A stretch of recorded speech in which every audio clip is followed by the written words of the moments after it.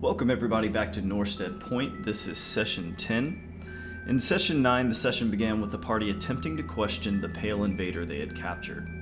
It does not respond informatively to questions and unsuccessfully attempts to spray them with the black ink. Fergus entraps it in a net and inquires about the creature's identity, and the creature repeatedly insists that a connection must be formed to open a path so that the individual may become one. When Fergus asks why they should listen to the creature, it simply states that they are obligated to form the connection. Frustrated by the odd insistence and repeated attempts to spray the party, the group slays their captive. Meanwhile, the other pale invader Fergus had impaled awakens to consciousness for the first time. Disoriented and finding itself suddenly experiencing existence subjectively, it questions the other pale invader about the danger the party presents, but it only receives confusion in response.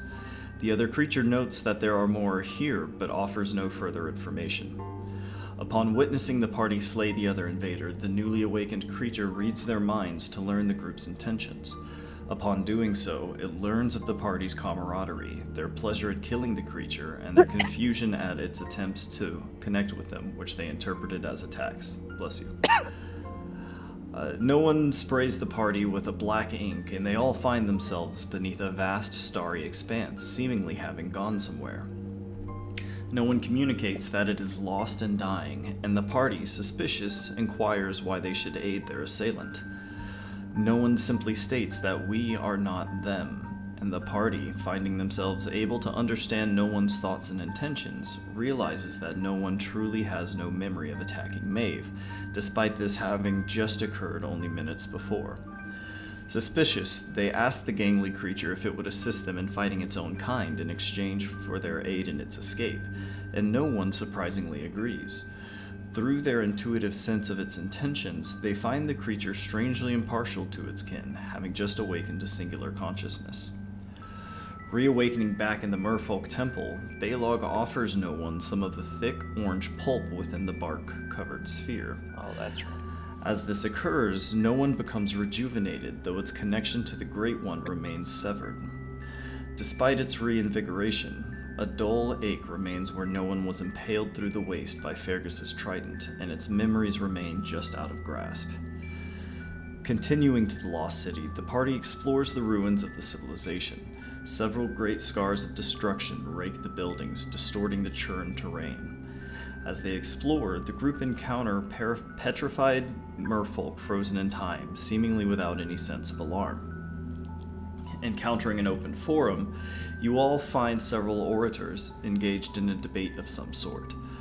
Investigating the area, Balog finds a pedestal among the wreckage of some significance, seemingly having been featured in the forum. A small, intricate box is on display, a ring set with brilliant corals and gemstones within. Putting it on, he notes a tension in the air, but nothing else. Fergus finds a brooch that he notices all of the speakers are wearing, noting a repeated imagery of a six-armed crab figure throughout the area. Finding tablets and writing everywhere, Fergus inquires with no one about whether it recognizes the merfolk writing, and although the writing does look distantly familiar, no one cannot recall from where it noticed it, or from where it knows it. The party proceeds to the devastated temple in the center of town. The majority of the building has been swept away by some ancient calamity, leaving the face of it standing alone in the center of the city like the front half of a skull. Maeve recognizes the structure as being the same building that was submerged deep underground in the lower levels of Finnegan's Bucket. Glancing downward, she notices a small pergola at the base of the temple, recognizing the path to the deep from Ashta's vision. The session ended as the party began their descent into the abyss below. So, for context and to bring everybody back, on this city map here, That's right.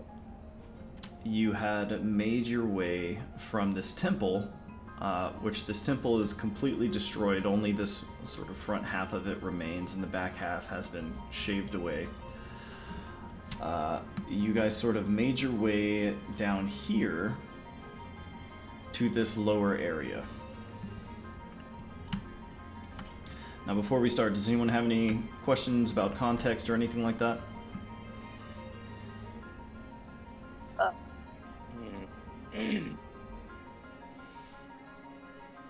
Okay, no sweat. So, anyways, as y'all descend to this pathway to the depths, which is not a stairway because mermaids don't use stairs, you guys are going to come to this clearly important building here. And this path sort of leads down. There's a hole in the center, right? And the path leads downward. And there are several of these statues outside, seemingly standing guard.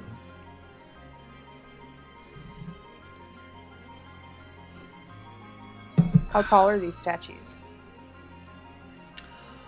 They're relatively tall. They're not, like, tremendously tall, but they're long for a person.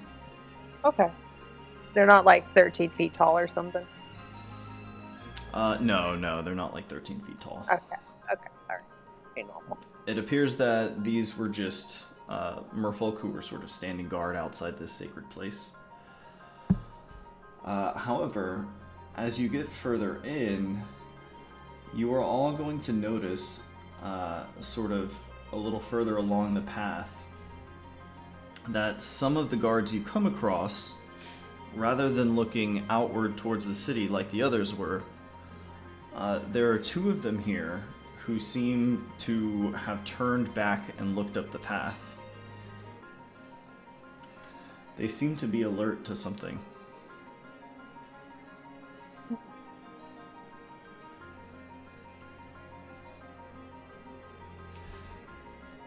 Anyways. Where are they looking? They are looking just further up the path, Okay. essentially towards the entrance. Okay. Something made its way down and scared the... So, as you kind of make your way a little further in,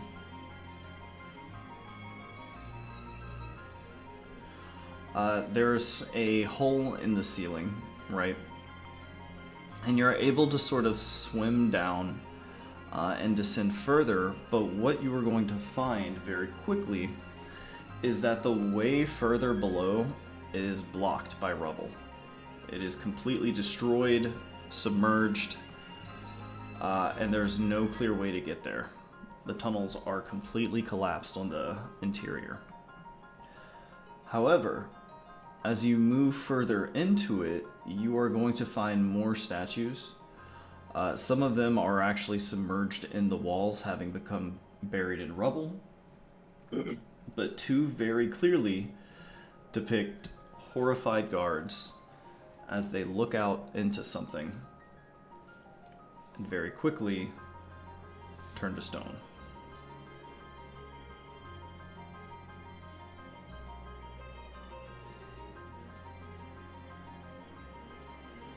So they're all facing, like, the direction we came in? No, Like, these guards, ever since the guards you encountered, who were sort of looking back up the path, all of the other people have been looking up the path with increasing levels of alarm.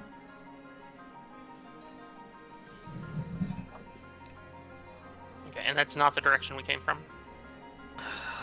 It is the opposite. So basically, when you guys entered, the guards were all facing the city, right? Because they were on the outside. And as you started heading up the path, you noticed the statues were starting to look backwards up the path rather than out towards the city. Okay. But the way forward where the guards are looking is blocked?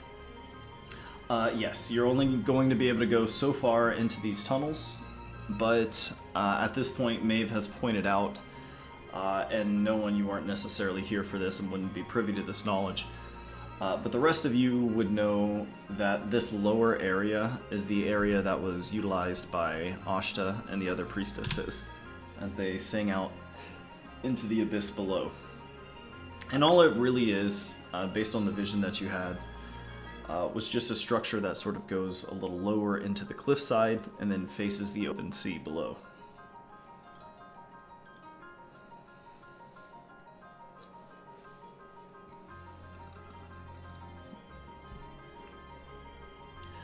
So, the structure that you guys are currently in is not a terrifically advanced structure. It was basically just a path down to the edge of the cliffside below. And it appears to be blocked and destroyed. However, you are able to find statues which, as you go further in, seem to be looking up the path with concern.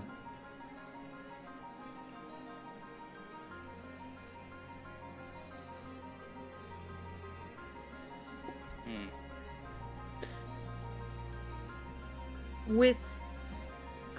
Gosh, this is such an interesting...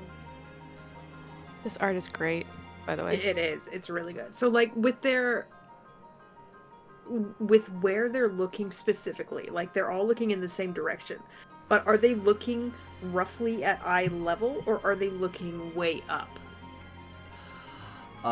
As you go down the path, they all appear to be... let me think about this. Many of them are looking out towards the city, but let me think about this. No, they're near a window, right? But that window, while it opens up to the city, they are facing out towards the sea.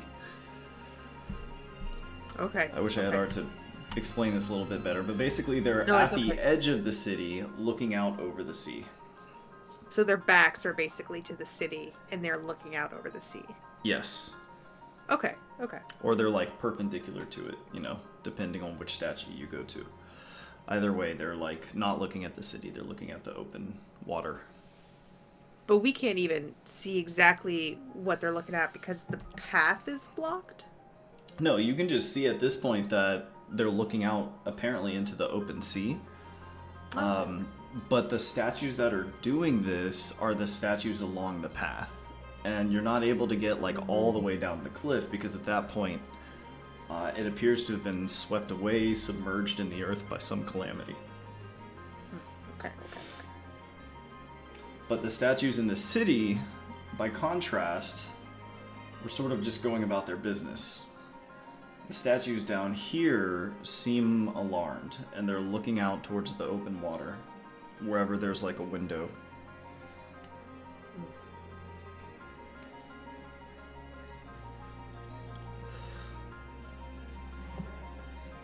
Anybody else have any questions about this? Not right now. Okay. So, you're not going to be able to proceed too far down here, but you are going to recognize this as the ruins of a once beautiful, beautiful area where Ashta and the other priestesses would essentially do their duties.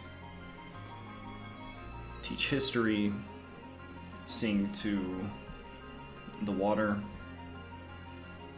and get repetrified over and over.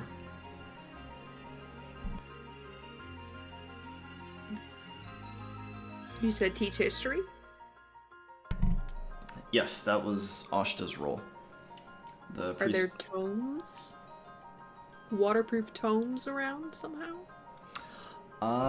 Yeah. So, if you want to go back to the city, y'all can continue to explore. Oh, I see. You're looking for in this particular area. Go ahead and make me an investigation check. Okay. Let's just see what you can find. All right.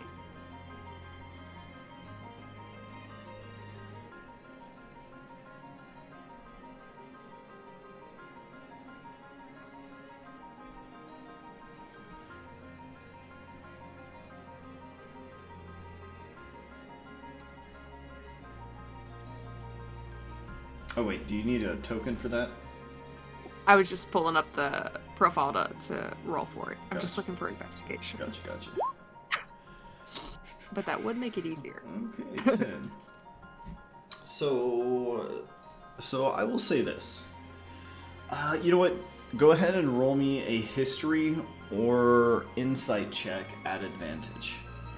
Ooh. Okay. Let's see which one's better.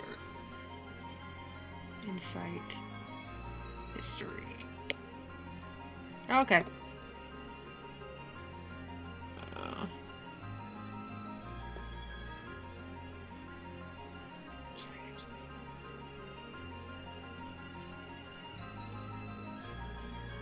Okay. So, Farius, you are not able to find any tablets in this area or anything like that. However, given your knowledge of your people and your ancestors, you know that Ashta's role would have been that of a sort of oral history keeper, oral historian rather, where that should also mean that based on what you know of the culture, there would be a place which is allocated to keeping records. Got it. So you don't find Awesome. anything here, but you also kind of realize you're not going to find anything here. Okay. Cool.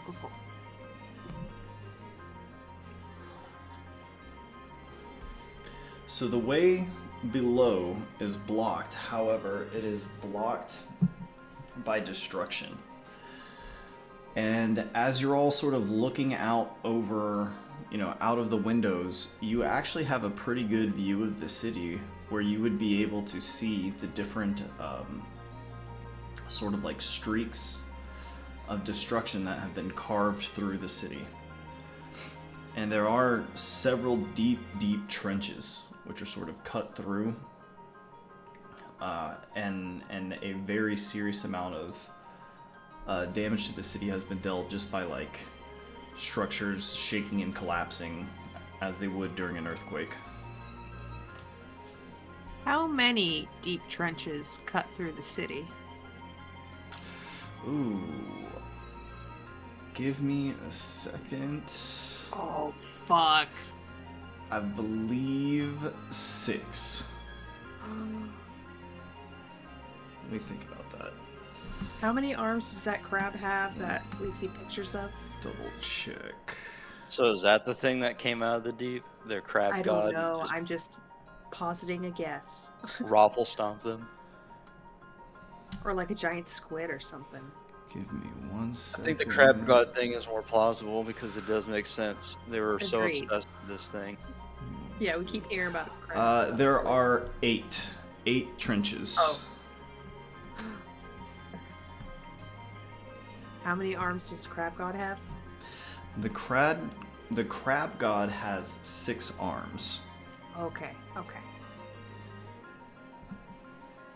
So maybe not the crab god.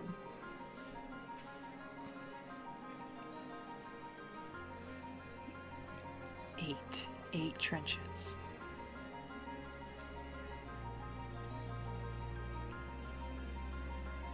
Oh god. What if it's a kraken, y'all? And I thought that at the start, things that had made those trenches were like just a bunch of tentacles, basically striking the city at once. Oh my god. I don't think y'all have actually like gone up to those trenches to get a good look at what they actually looked like. Not yet.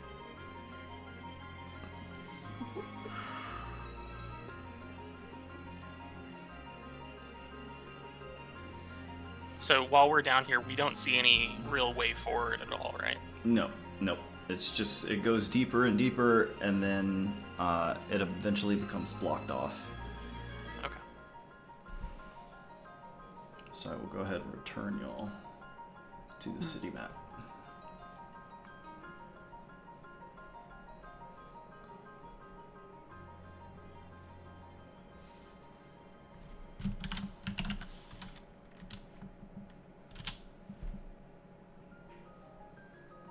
Okay. What do y'all want to do? What do y'all want to check out? Oh, let's see. What are Well, y'all interested in? trenches. Okay. You want to look at the trenches? Yeah. All right. So, swimming up and over the trenches, you're able to get a good look into them. Here's what you see. The trenches themselves appear to be almost like a deep V shape, like this. And it appears that something very, very heavy trudged through the earth and was sort of just dragged straight through.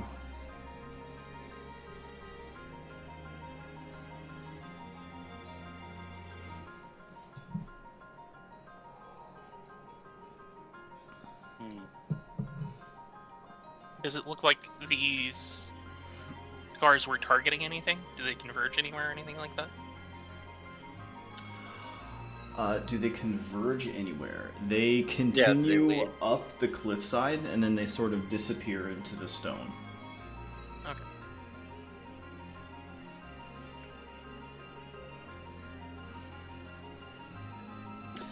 In fact, So is there- everybody roll me a nature check or an investigation check as you're looking at these trenches. I'll probably just do Especially now that no one is sort of thinking about this. Oh my god.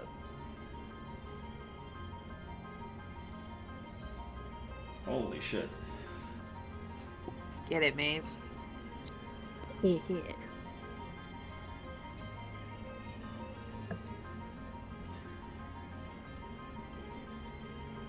Nice. Okay, so Fergus, Maeve, and no one. As you're all sort of assessing this, you realize that as these trenches disappear up into the cliffside above, that even the way the cliffside itself are shaped, they appear to have been shaped by this, whatever this was.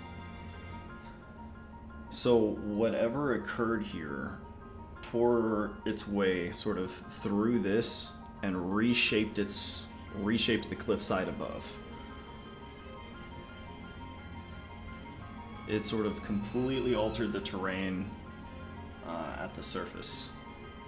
Does it look like it dug into the cliffside, or does it look like it's like smeared off of the cliffside?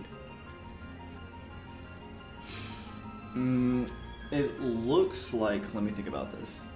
You say smeared off or dug So like into? so when I say dug into, I mean like did its entire body become engulfed in the cliffside, or did its tentacle kind of like slop off the edge of the cliffside as it swam away? Like it's a trail of a tentacle as opposed to a burrowing hole. That's what I'm asking. I see.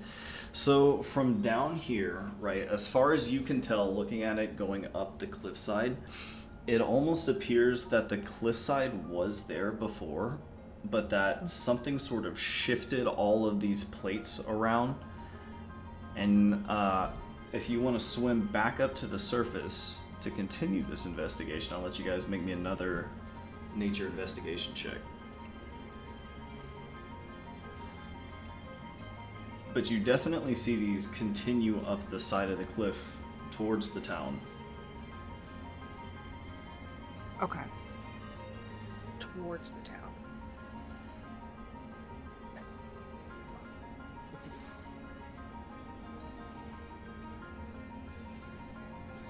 So you guys are essentially following these trenches as they sort of move through this city. And at some point, these, you know what, actually I realized before I have you all roll, at some point this is actually going to lead you up and above out of the city. Do y'all want to do that?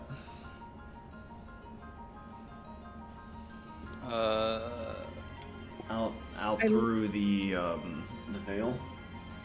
I like this investigation, but I also want to keep exploring the city a little bit. I feel like there's a lot more to find here. What do y'all think? Okay. Yeah, we can wait to follow the trail. I think that works. It's fine with me.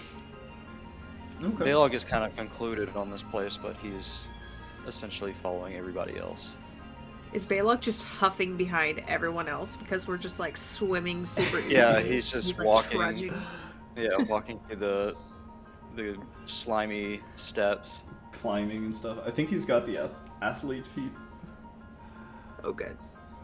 I think he's definitely trucking it. We went up to the Grand Temple but didn't go inside it, right? Y'all went to the Grand Temple, and what I was trying to convey really was that this Grand Temple in a lot of ways was quite devastated. Y'all didn't do a lot of exploration of it, but a lot of it is going to be theater of the mind. Okay. Kind of just depending on what y'all are looking to get out of it. But yeah, Balog, I guess as they sort of like kind of swim upwards, you all can kind of see that these trenches, it appears that something very heavy was sort of dragged through these trenches and sort of tore up the earth itself. And it goes completely up the side of the cliff wall.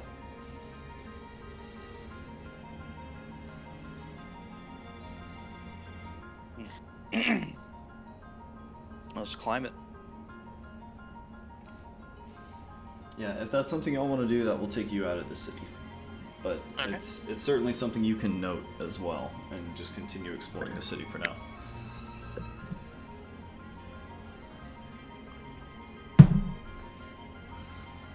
So, what in this city are we interested in checking out? We've got the ruined Grand Temple. Fergus is interested, I believe, in finding some sort of tablets or history. Yeah. Yeah. So go ahead and just click left click and hold on the map to just ping somewhere, and I can just kind of tell you what you find there. Here, how about this guy right here? Okay. So, what you're going to find here, Fergus, is when you are swimming down into this area, you're going to find it's a sort of two-layered structure with this and this building on top, and this building on top sort of opens out into this space out here. And this two-tiered structure here appears to be a series of workshops designated for different purposes. Crafting? This is essentially an emporium for the artisans in the town. Ooh, I'm gonna spend a lot of time in here. Y'all do what you want. Okay. So, while you're sort of thinking about what you want to do in there, Fergus, unless you already know what you were looking for here. Not yet. Give me some time. Okay. Well, so while Fergus is checking out, let me put this on the map. The Artisans Emporium. What would the rest of y'all like to be doing?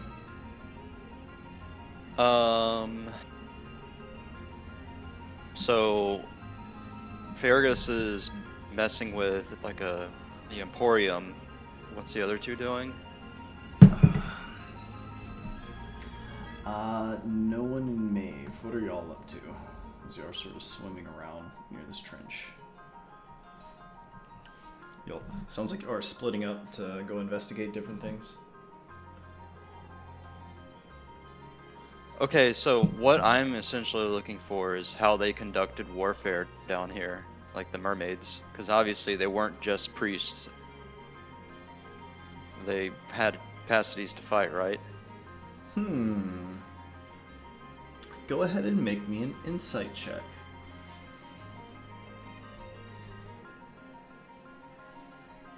Okay. So looking around the city, Balog, the city itself, you've noted so far, is surrounded by an illusory veil. The city did seem to be fairly advanced to have access to such technology, and you did note in the forum that they took their at least the discussions you observed there quite seriously. So, looking about the city, what sort of things might you be looking for to determine how they conducted warfare? Like training grounds, for their soldiers or guards. Okay. So, Balog, Armory. as you're sort of looking over the city, you are going to sort of climb your way across this massive trench, and you are going to end up at a location that you kind of begin to understand as being for education and research. And here, you are going to find what appear to be groups who are all sort of gathered together, and they seem to be listening to another figure who is sort of speaking out. You see that there appear to be singing lessons taking place. There are large rooms which have been set aside where you see instructors refining the skills of their students in various fields. And they're all sort of just frozen as you're walking through here, just looking at everything. And Maeve and no one, feel free to let us know if there's something y'all would like to be doing.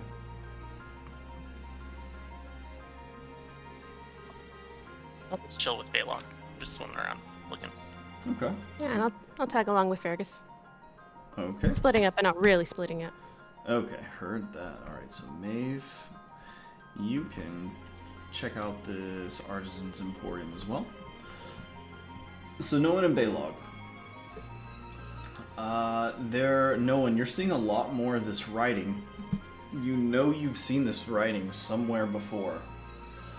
It's like at the tip of your tongue. It's got this deep familiarity, but you just can't quite recall where it might be coming from. And Balog, are you looking for anything in particular as you're perusing this place? Weapons, like us. What weapons do they use? Okay.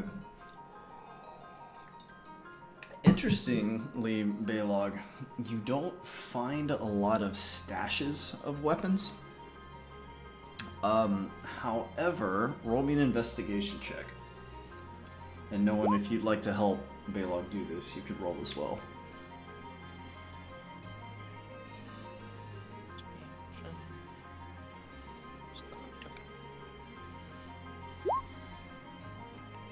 Okay, so looking together, Balog, you are going to find someone who appears to be sort of...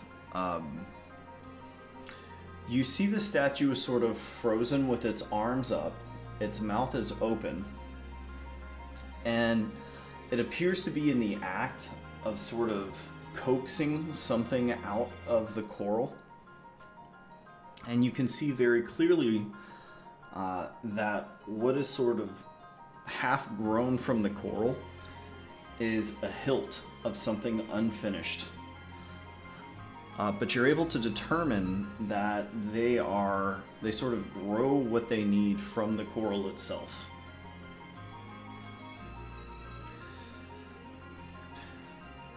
You've actually seen something similar to this very briefly before, when Maeve summoned her marrow. The marrow reached into the surface of water and sort of pulled from the surface of the water itself coral, which was sort of grown into the shape of a spear. So these weapons are only useful if you know how to grow the coral. Well, as far as you can tell, they don't necessarily need to spend a lot of time crafting per se, at least as far as like their armaments go. They're able to shape it relatively easily. Does the coral we can see look healthy? A lot of the coral that you see has let me think about this. Actually, yes. A lot of the coral that you see does look healthy. Much of it some of it is grown. A lot of it looks very, very manicured and has not continued to grow over the ages. It's just sort of healthy and in place and sort of preserved as it was. There are a lot of places in town where the manicured look has certainly faded with age. But there are certainly spots, particularly in this education and research area, that are very refined, and a lot of it looks untouched.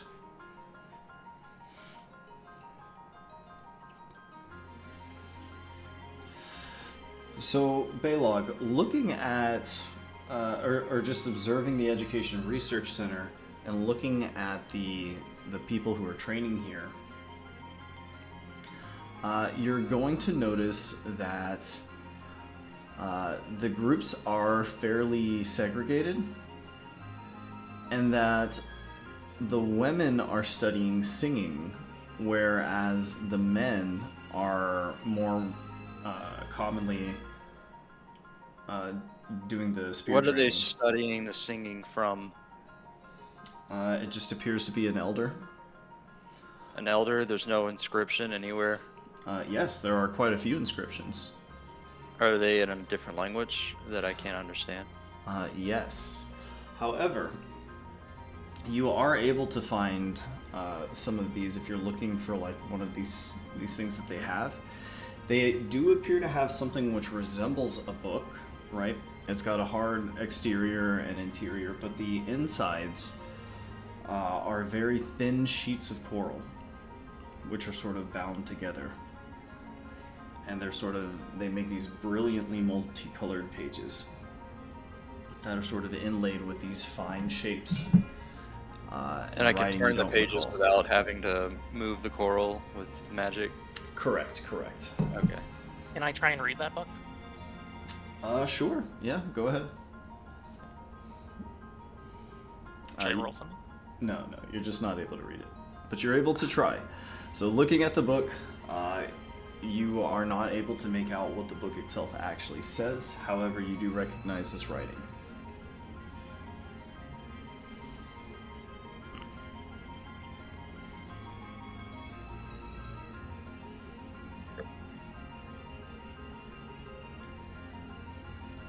There is a lot here that is familiar, but there is a lot here that is also very unfamiliar to no one.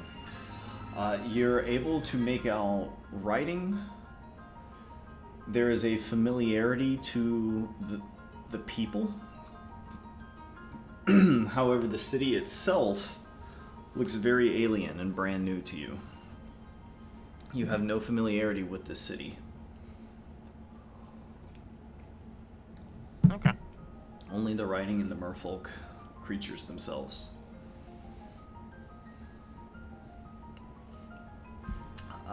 Fergus and Maeve. As you're sort of making your way through this area, you're going to find a lot, much like the Education and Research Center, a lot of this place is lit up with this bioluminescent coral, which adds this like soft orange and electric blue sort of glow to most of the rooms here. As the two of you are making your way through, you are going to find statues who are essentially hard at work doing various tasks as well.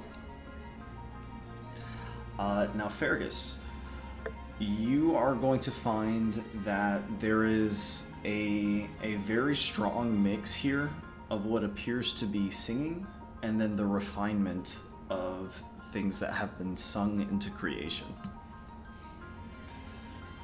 So a lot of what you're going to see here are carvers, inscriptors, jewel workers,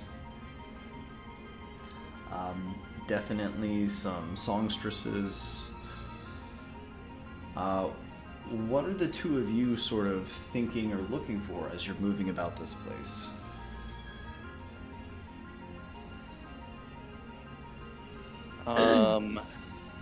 Question.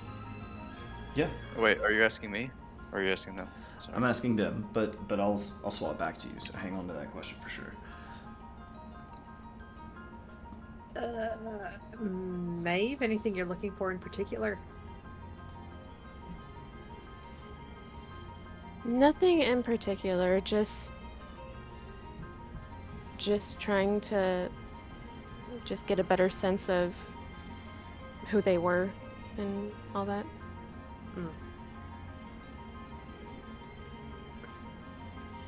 Right. Well, Fergus is enthusiastically looking for anything to improve his net He's got some ideas flown around. He's Mhm. also looking for, like, the types of something to help him finish his what do you call it? The oh my god, the climbing kit. Climbing kit. Okay, interesting. Yeah, for whenever we go to the Norstead point. Roll me an investigation check, Fergus. You're welcome to help as well, Maeve. As the two of you go looking for someone like a weaver. Oh, oh, that hurts so bad. Oh, oh, you help me, please. Okay, so working together. Working together, the two of you are able to find weavers, and weavers are actually a very prominent crafts people here. So, looking through what these like weaver merchants are working on, you're able to find that they have these spools of this textile, and you're not familiar with whatever this material is, but it's very, very fine, and it's very colorful as well. They have various colors, but it appears to be thick and sinewy, and very, very strong. This is no mere dried kelp. Yeah, I'm grabbing that. Okay. Okay. So go ahead and add several spools of merfolk. I guess this would be like thread. I'm thinking it's like thick like rope, but it's also like not as hunky Might it as be rope called is. sinew weave? Sinew weave? Yeah, that perfectly works. Great. Alright. Add that Wow. sinew weave. So, Maeve and Fergus, as you're looking about, much like No One and Baylog found, you are all going to find there is this very, very strong repeated imagery of this six-armed crab figure. And note that this figure isn't shaped, it's, let me think about this. It is shaped, I'm going to do a little MS Paint here.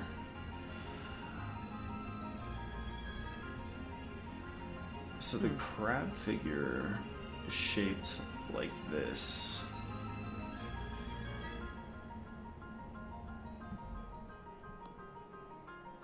I love it. Me too.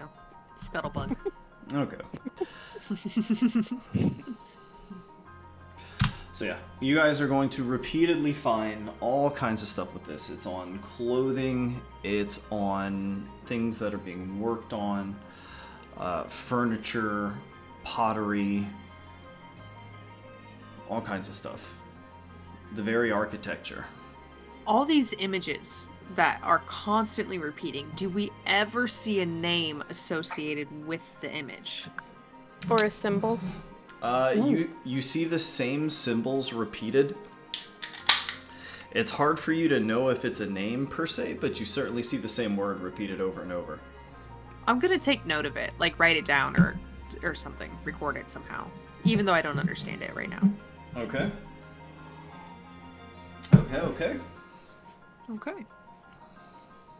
Oh my gosh, you just put me in a merfolk Hobby Lobby. Like, what am I supposed to do? Pretty much, yeah, pretty much. So if there's something you're looking for, just tell me. Oh my god. There's a very good Part of chance the- you'll be able to find it.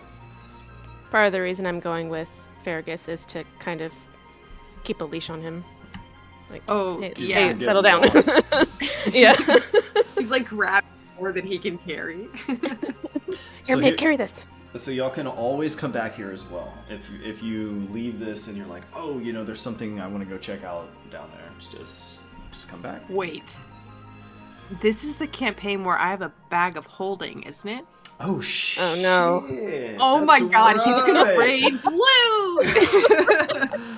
So you just begin Yeah, grabbing everything in anything sight. that looks interesting, anything that looks like it can improve his items, materials, weaves, rocks, shells, weave, anything he's gonna like be throwing into the bag, and he'll go through it later.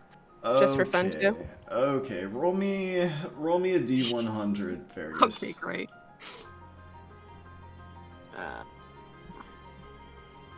So glad I remembered that. 42.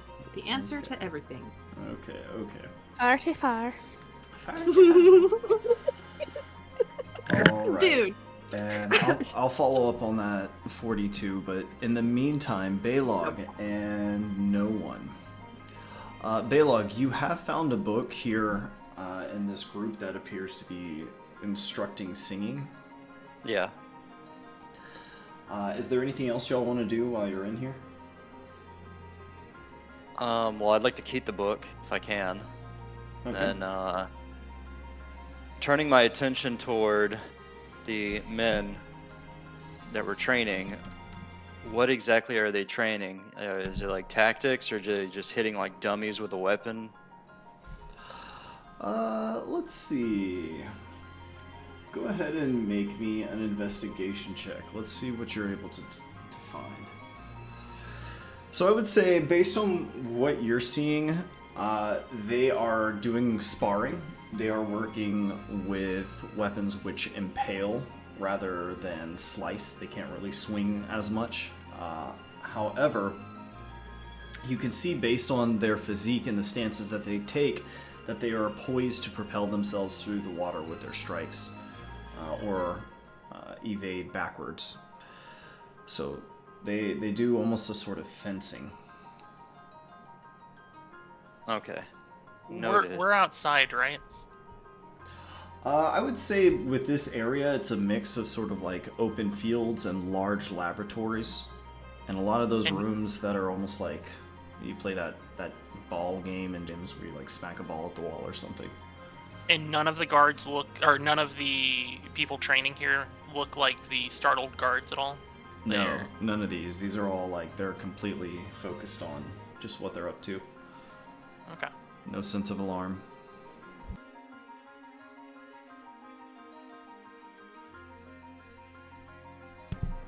Are y'all looking for anything in particular while you're over here?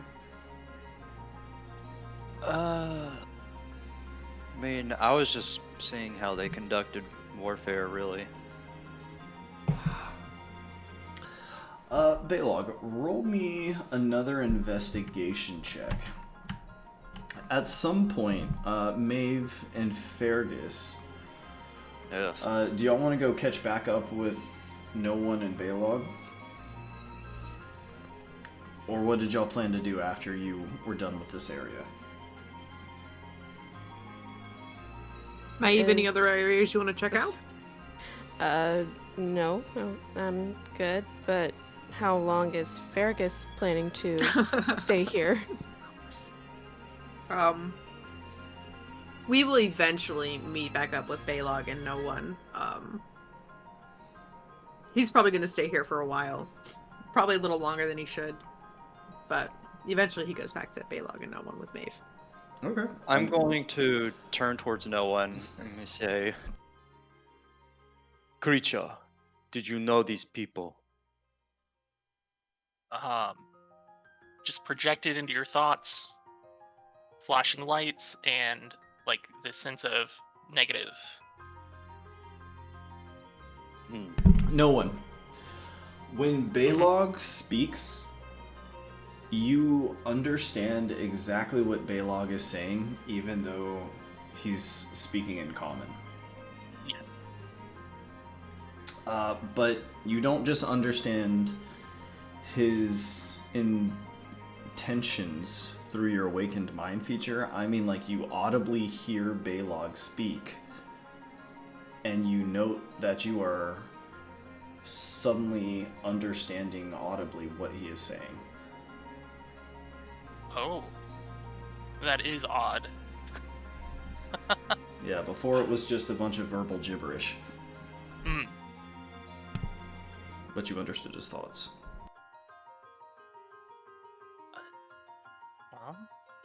We wonder if that has something to do with this location.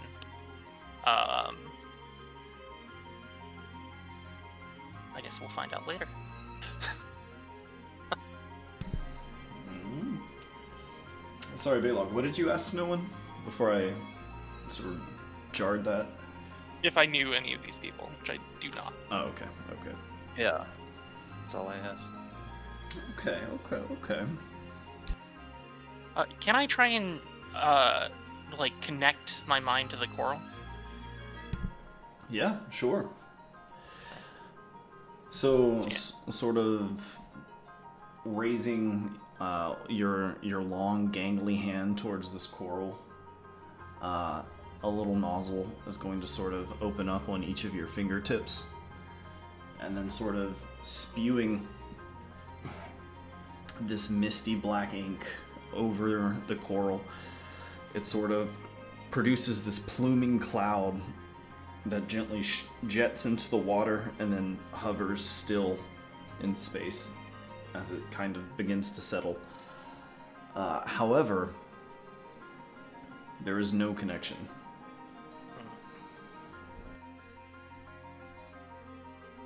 Okay.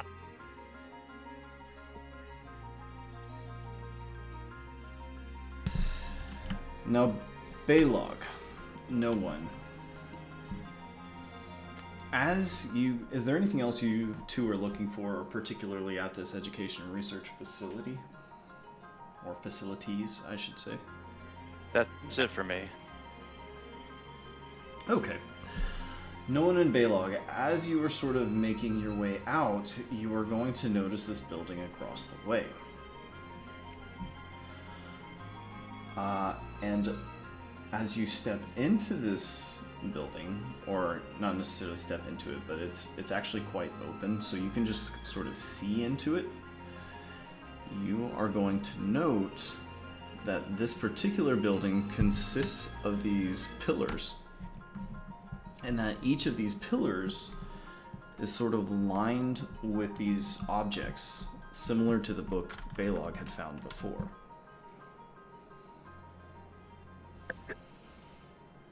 Okay.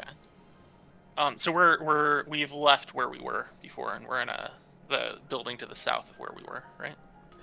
Yes. So essentially, you're here. You're not necessarily in there. You're just in the road in front of it, and this building, which is an open building, you can just look right into it just from the road. So you guys are standing here, just eyeballing through this because you can see through to the other side. All right. As we've moved away from where we were, I'm going to reach out to Baylog and just give the sense command to speak. Sense command to speak. Yeah.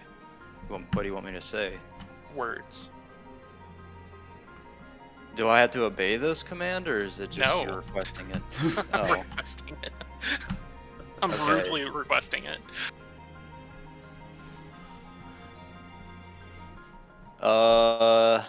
Baylog is going to be silent for now. Okay. He is not comfortable with what's going on.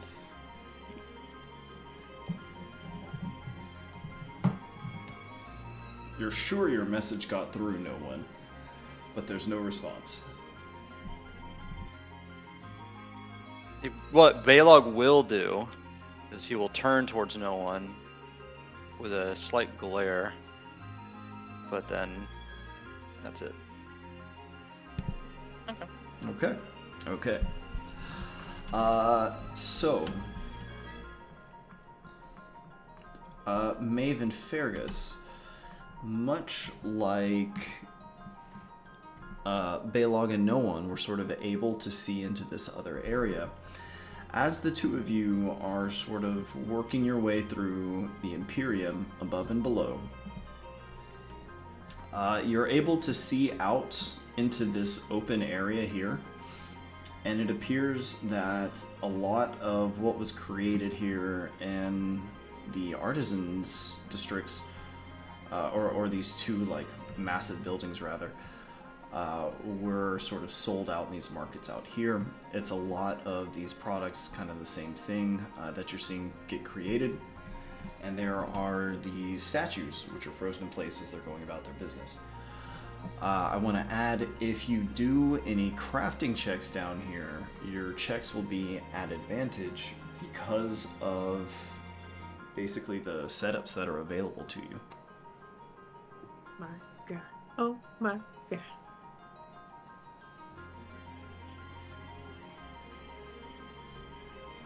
I mean, how much time we got? Well, actually, no, y'all really. can How, sit how down much? here as long as you like. How much time are Baylog and no one spending? I don't want to spend too much time. Like, if we're both busy at the same time, that's cool. I would say y'all easily spent an hour and a half just like raiding everything with your fucking bag. While no one in Baylog no one was able to pretty easily swim across, but Baylog had to actually fucking trek across these boulders to get over here. Explore this whole place, and then y'all just sort of peeked into the archives over here.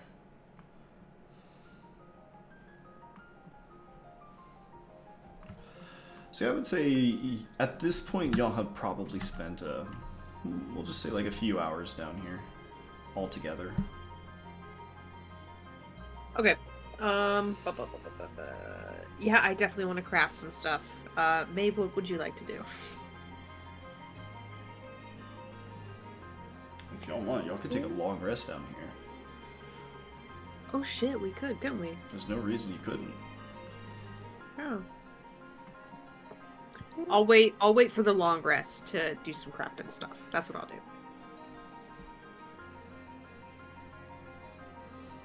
Is that what y'all want to do? Baylog will take a long rest if he can.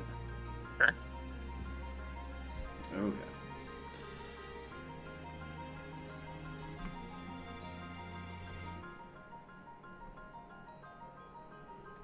Okay. So everybody takes a rest. Give me 1 second. As you are all resting, there is a titanic crash some point in the middle of the early morning the next day.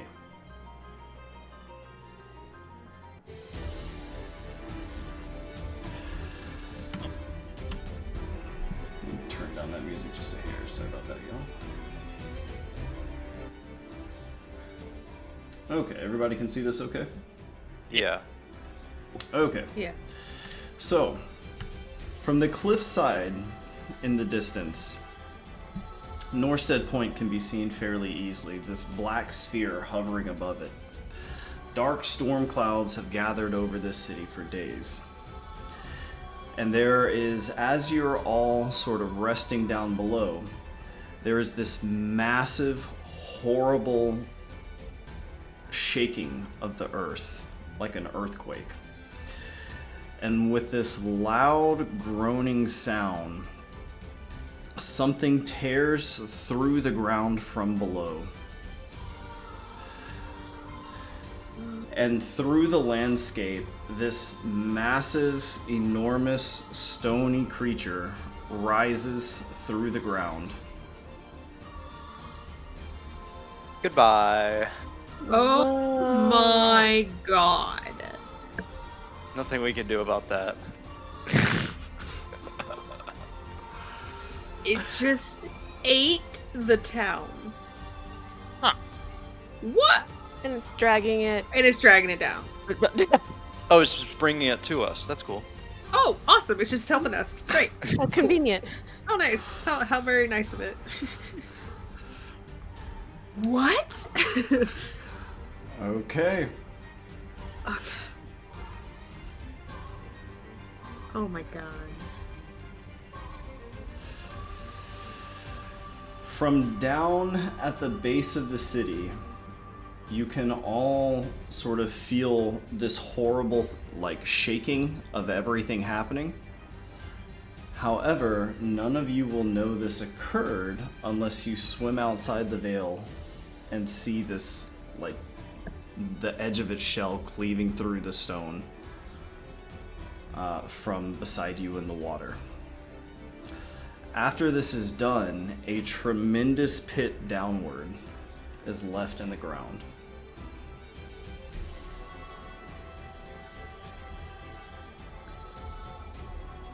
Oh my god.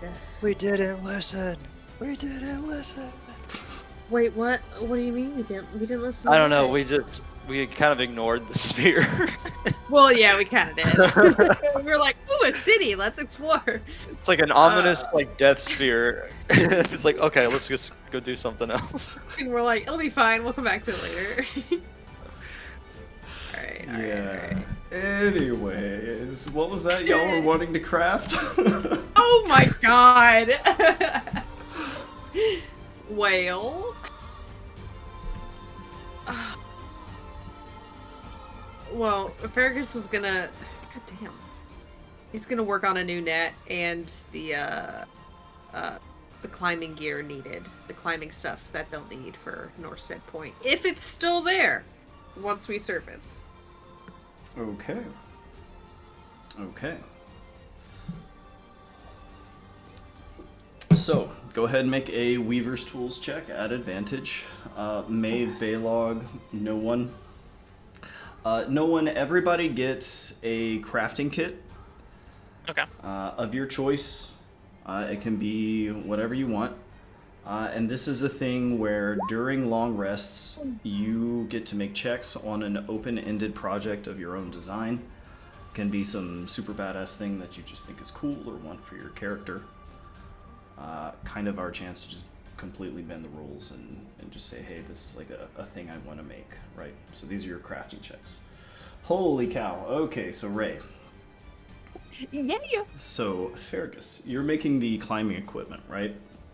Climbing equipment, and I'm starting on the new net with the new sinew weave that I found.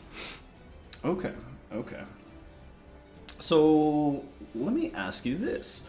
What properties are you looking to get out of the modifications that you're making to the net? So let's see. I have a lot of ideas. I don't know what will work. So as I'm making this net, I want to weave in materials like that will poke or impale whoever is in the net. And hopefully I'll be able to put some sort of like paralytic toxin in that poking to give them disadvantage on getting out of the net. And then the other thing I wanted to put on that is some sort of reel-in mechanism.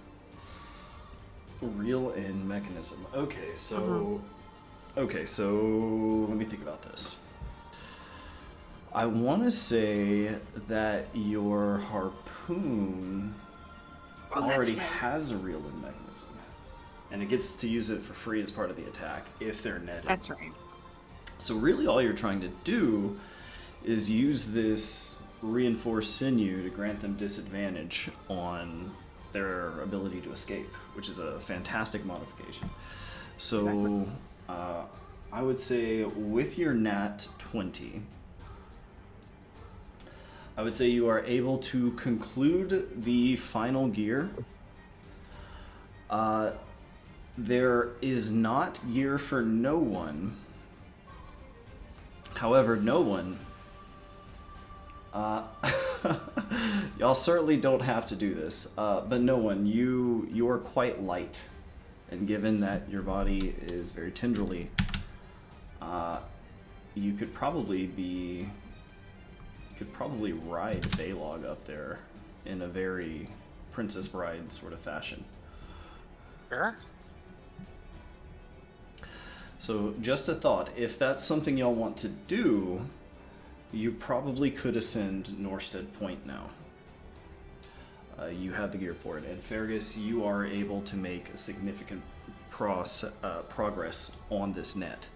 Working with this fiber, it's so easy and pleasant to work with, and it's so strong. It's like the perfect kelp, right? Because you've only ever really worked with like reinforced kelp, right? Mm-hmm. You don't know how this stuff was produced, but this is fantastic material. So that would be one success on this. Maeve and Baylog, do y'all have anything y'all want to work on? Get advantage to work on it while you're here. Yeah. Give me like 1 minute while I look through character sheet. I don't really want to work on any poison stuff while we're down here, so no, can't In- really. Inspired by the healing orb from Baylog, can I try to make like a healing globule or something? A healing globule. Okay. How do you envision your character doing this? Can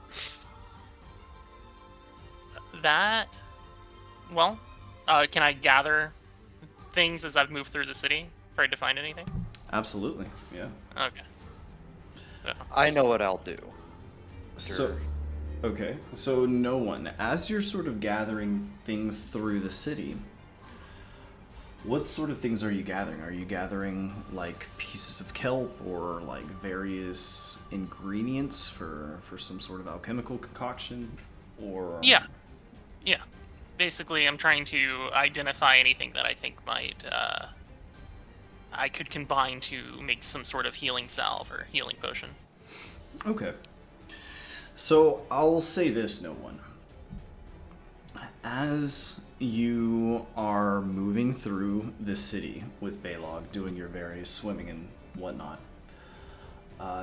your body, you're beginning to feel sensations that you hadn't felt before, and one of those is hunger. Your body is craving sustenance. And as you're sort of moving through the city, there are various things that you just sort of naturally gravitate to. And so no one, as you sort of amalgamate these together, we can go ahead and say you have gathered, especially here in this emporium, you're able to assemble, if you want to have alchemist's tools, that's fine. Mm-hmm. So if you want to make an intelligence or wisdom check with proficiency, you can have proficiency in whatever crafting tools. So if you want it to be alchemist tools, that's fine. We can see how you do. Okay, Bad. 10. That's okay. You're making something relatively simple. You're just making just like a healing potion, right? Yeah. Yeah. So I would say with a 10, you're able to make one healing potion. Okay. Okay. Very simple. That's just a one-shot thing, right? Mm-hmm. Okay, Baylog, what would you like to do? I want to procure the serpent's egg out of my bag and just check on it. Okay. The serpent's egg in the bag. So looking at the egg itself, it's sort of soft and doughy. It has stayed quite warm, being close to your body, which generally runs at a hotter rate than a person might. The egg itself seems fine, unharmed. Does it look like it's close to hatching? Make me an insight check, or nature. You know what? Investigation, insight, or nature. Ooh, is that a nat 20? Pocket rocket. Oh, damn. Okay, Baylog. This egg Yeah. is close to hatching. It is How close? still, but it is very close to hatching. All right. Do I think that this thing will if I nurture it, I'll have some control over it? Make me a nature check. Let's see. Nature. I know all about sea serpents. I studied them for 8 years. Double nat 20s. Let's go. Oh. No. Baylog, you're not sure. You're not sure.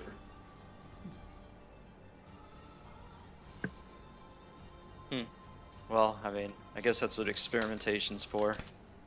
That's the spirit. Okay. I can always kill it too. No, I'm just kidding. That's true. That's true. And then maybe you just want to skip. There's nothing in particular.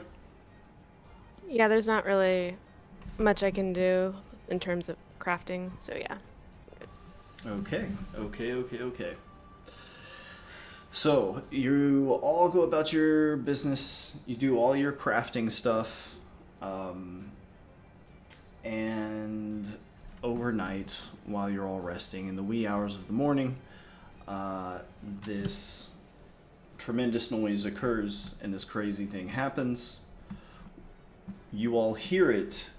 You don't see it unless you swim all the way up through the veil above. I don't know if you guys are going to do that, but it's going to be terrifically loud, like an earthquake is occurring.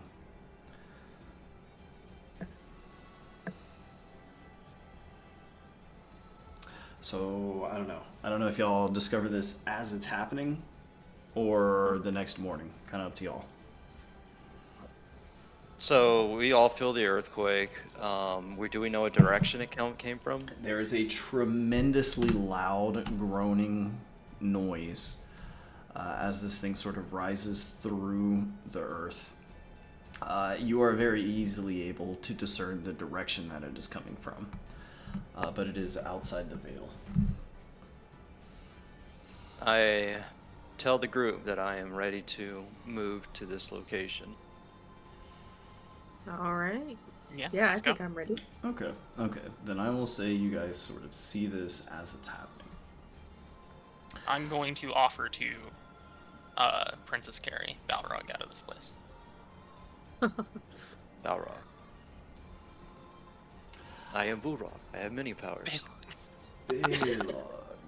We had that problem too. Right? Didn't we have that we all problem? did the same thing. Yeah, it's fine. All right. Baylog, make me a wisdom check. I have that button. Do not. Where's my character sheet?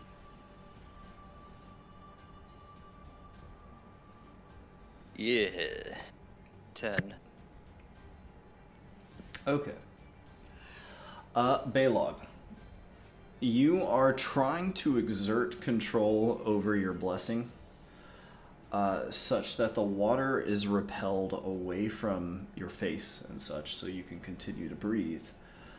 But enough of you is covered by water that no one could potentially propel you through the water. If you want your party members to be able to help you swim in such a manner, there is going to be a little bit of skill refinement you're going to need to do in terms of learning to control this blessing and its ability.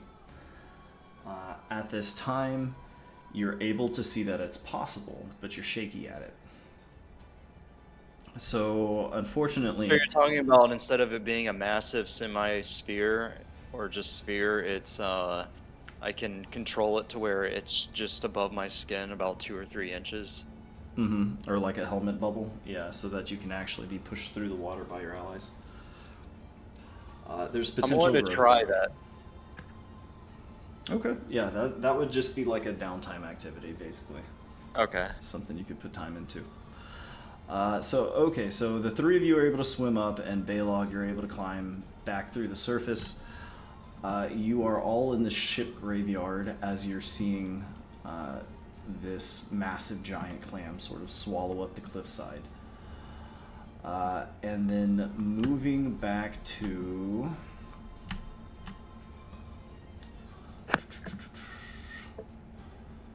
putting you guys back on this map here. You are all going to see, so you're all kind of out in the ship graveyard, kind of on the fringes of this, right? you are going to see that there is now a tremendous hole where the cliffside was. And out in the water, sort of floating above in the center of where this town used to be, Yeah. you see a large glacier, which is sort of frozen, and the upper half of it you can see is a figure of a woman sort of pointing her finger up towards the sky. And then just this massive glacier is just sort of floating out in the water in the center of this open bay.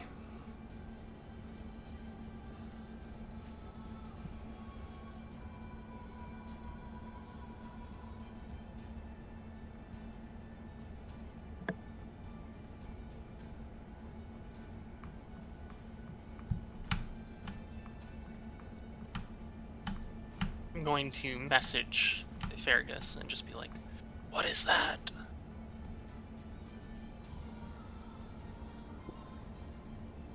When you message Fergus, does he also see those lights? And do they make sense to him? Fergus is able to understand no one. So, Yes. yeah, there's no one has two ways of communicating with the party. No one can either visually communicate using Abyssal, which Maeve and Fergus understand, or no one can communicate telepathically, which anyone can understand, but which is also private, if you wish. But yeah, Fergus understands Abyssal, so I can actually speak. I don't know. I'm seeing it at the same time as you. That wasn't always there. No. There used to be a whole town there. I really wanted to show Agnes my new thread. Huh. Are there any remains or any debris at all from the town? Remains or debris. All that seems to remain of this town is this glacier, which is in the center of where this town was. Not in the dead center. It's just floating in the radius. Can I swim up to it and get a closer look? You can. So you Okay. guys swim from the edge of the reef over a vast expanse of water. I don't think I'd be able to do that yet.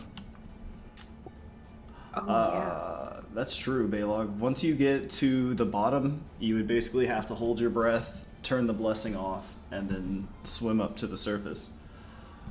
Or just climb your way back as high as you can. Yeah, I mean, I'm just, for flavor, I'm just gonna climb my way back. Yeah, so you make your way back up. You can just turn it off and swim. So at some point, Baylog, the group is essentially... Oh, I can actually turn this thing on and off? Yeah, I you thought it can. was just like, You can turn it on and off. Just be careful about doing it at very low depths because it will crush you and be instantly lethal. But yeah, essentially you are all kind of swimming across this now open, dark expanse where the clam has seemingly receded below. Don't like that.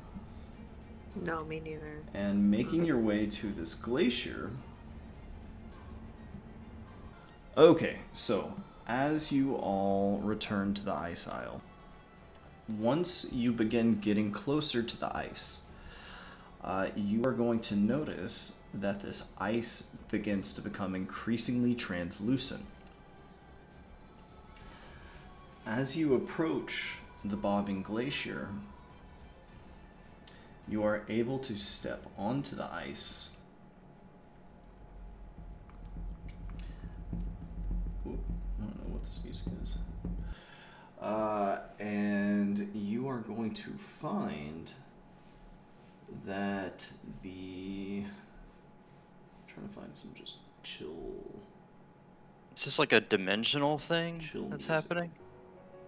Because I can see the Not town. that one. That's not the right song. Yes. So what you are going to find is that as the group of you step towards the ice, let's see if I can just paste you. Perfect. There is ice that you can step on, but as you sort of near this border, Fergus, Balog, and Maeve, you are able to enter the ice. No one, you are initially not able to enter the ice.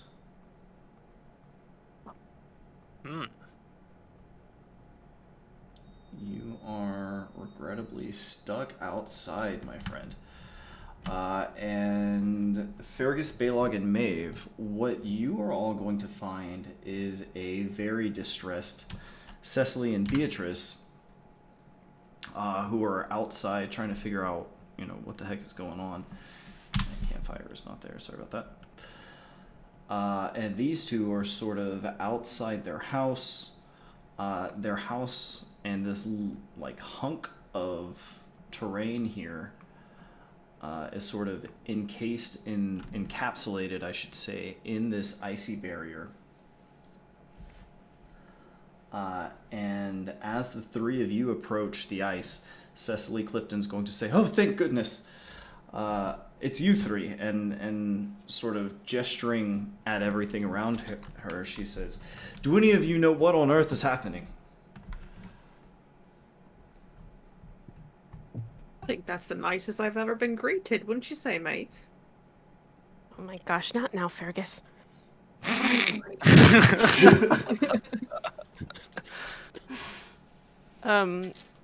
May's gonna turn to Cecily and say, like, we don't know what happened. Like, we just saw this.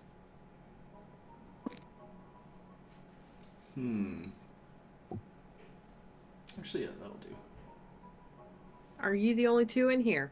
Where's Old Man Marcus? He's usually in here. All of it, Marcus is probably Cecily shitting a brick. shakes her head and she says, "I have no idea where he got off to. We were just in our home when this happened.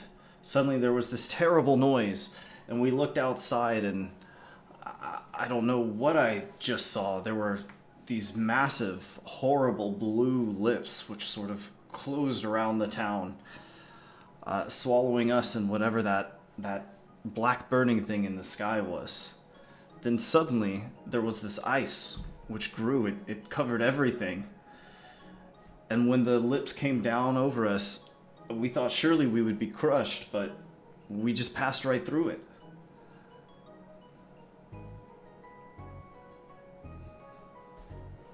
Do you know where everyone else is? She shakes her head. She says, "I have no clue." And she sort of holds Beatrice to her and she says, I think it's just Beatrice and I now." So it's just this section of the town that's kind of been spared. There's nothing, just nothing else. Seems that way.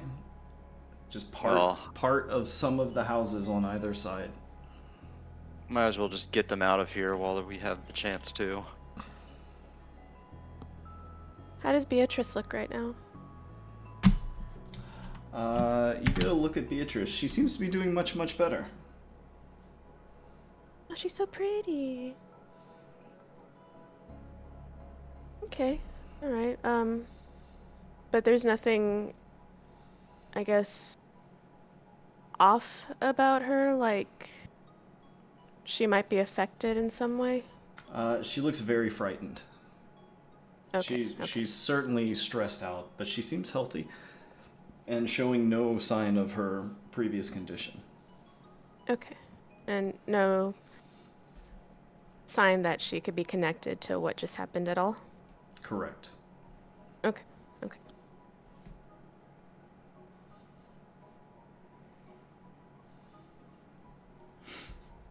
Okay. So, yeah, Basically, they say it's just the two of us as far as we know. We have no clue what happened. We seem to be here in this ice with our house. And we're stuck here. Essentially on this little island glacier thing.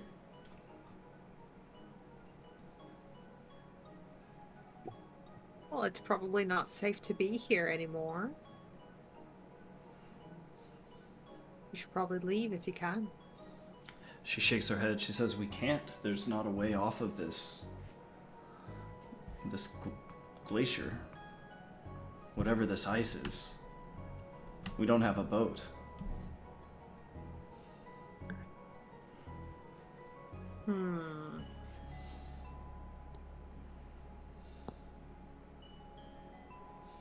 Is there anything unusual on the interior of this house that What's would this? signify why it was saved and spared? Nothing about the house itself, no. Oh, Maeve, that is the entrance to the distant cave where you guys had kept Ashta. Distant cave. Could we possibly move Cecily and Beatrice into that cave? Sure. If it's safe enough for Ashta to be in there and there's a marrow guarding her, maybe we could move them? Sure. Is that what you'd like to do? What do you guys think? Yeah, we should move them. Also, I'd probably like their to talk. safest Their option. house is fine, and I would point out that the ceiling is enclosed by ice. Though it's somewhat translucent, you can see through it.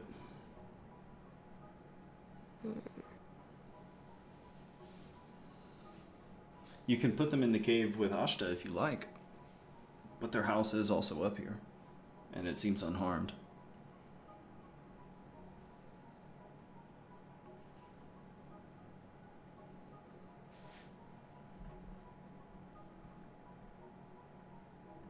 No one. As you're sort of peering through the ice, you can just make out the silhouettes of the figures inside as they're sort of making an exchange. Make me a perception check, no one. Okay.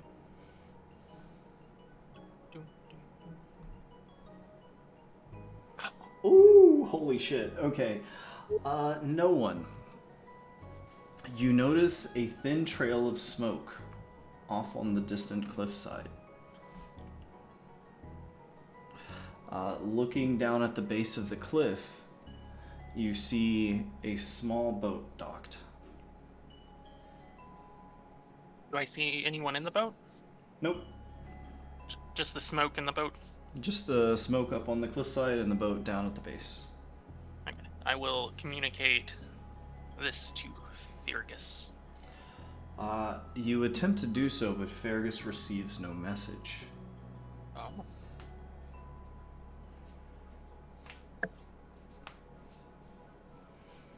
Okay. Is there anything anyone wants to do next?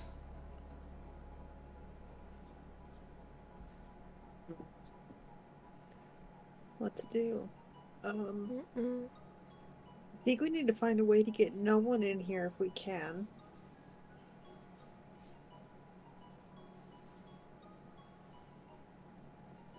So is no one on the ice, just can't come into the building? Correct. Okay.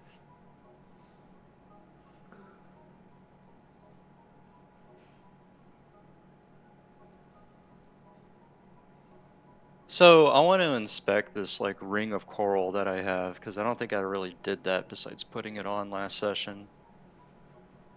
Okay. So is it made of coral or is it made of metal? It is made of coral. However, it is no fragile piece of coral. It is, I think I described it as sort of encrusted with precious gemstones and brilliant What corals. gemstones are embedded in it? Oh, let's see. Things that would be available in the water, I guess. So, like pearls, Okay. aquamarine, I think I had described, which isn't necessarily found in the water, but it has been found in their jewelry before. I don't know, various gemstones. Are you looking Okay. for something in particular? No. And what happened when I put it on? You immediately noted a tension in the air, but couldn't put your finger on what it was.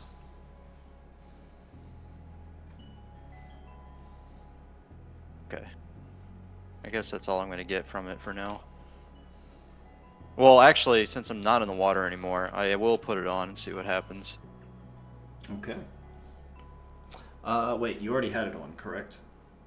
Oh, maybe I did already have it on. I don't Yeah, remember. you put it on in the last session. Okay. So you have been wearing it this entire time. Alright, so what do I feel from that? From being out of the water? No difference between what you felt before or after. There is a sort of electric tension in the air that you're aware of, but that is the only discernible sensation.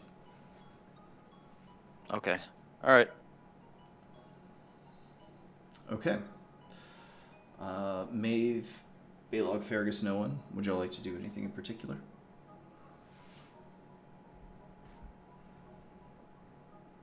I will wait for people to come out. Okay. Wait, is this another one of those coral or rock formations that was all over the town earlier? Yes, very discerning. You are correct.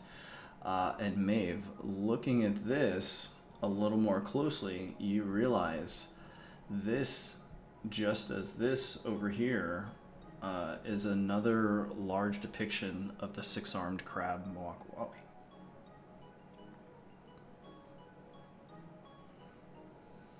Hmm.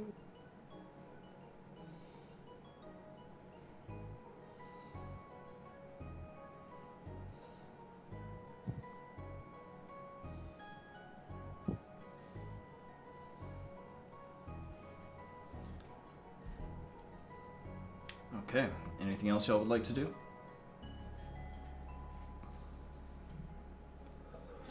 No.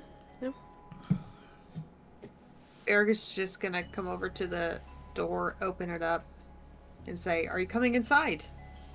Fergus, when you step towards the ice, although you're able to sort of gently press against it, you are able to sort of pass through it. You sort of slide through it as you like. Oh. Fergus out of the ice then? Pokes his head out, yeah. Steps out. Fergus, someone's up on the cliff. And I'm going You- to point at the fire that I see, or the smoke I see. Oh. Hmm. As you guys are watching, you can see a distant figure climbing into the boat. Seems they've sort of moved down the cliffside. How far away? It is. Let me show you guys. One second. I think this. There we go. I was afraid it was going to reset it, all the music. You guys are able to make out a thin smoke trail on this cliffside over here. And there's like a little boat right here where somebody is climbing into the boat. Okay. Communicating to Fergus, I'll say, we cannot communicate through ice. We will go direct boat here. And I will dive into the water. Just make my way towards the boat. Fergus will just go back inside and say, "Well, no one's getting us a boat. If you two would like to leave here." I can imagine no one just popping out of the water. Hey, don't freak out, man. Hey, chill, chill, chill. All right. So no one, you were going to just swim over to the boat? Mm-hmm. Okay. Underwater, so the boat can't see me. Jesus Christ. Okay. All right. So no one, you are swimming over here. And you, let me zoom way in. All right, so I'm on 250. So you are swimming way over here. No one. When you are going to come upon a boat, which is being rowed by an old man.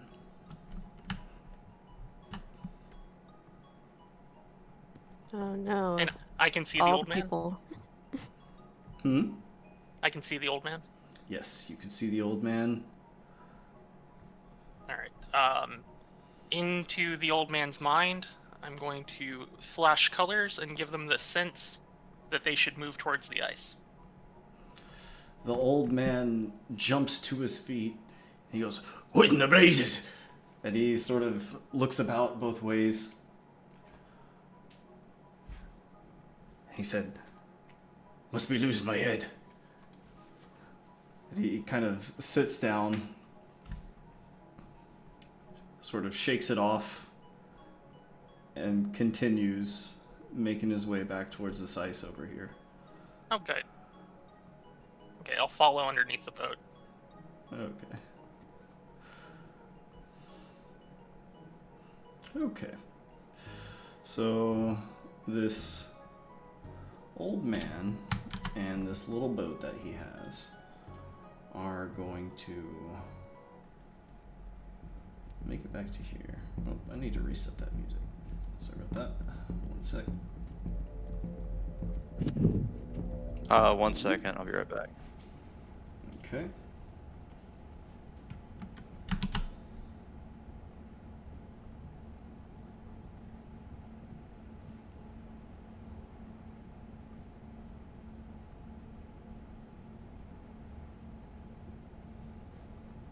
Okay.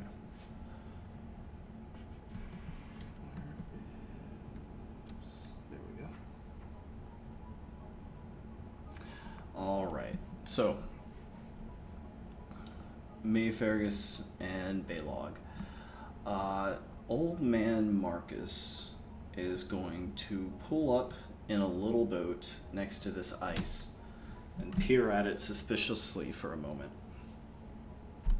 before anchoring the boat to it and attempting to step tentatively onto the ice.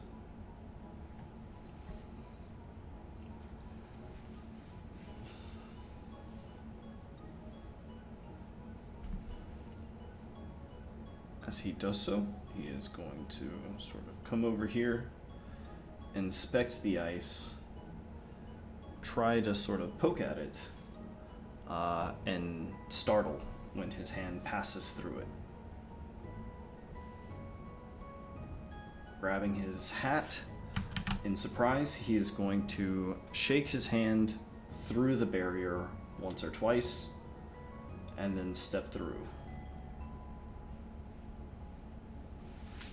Gods above, what is all this?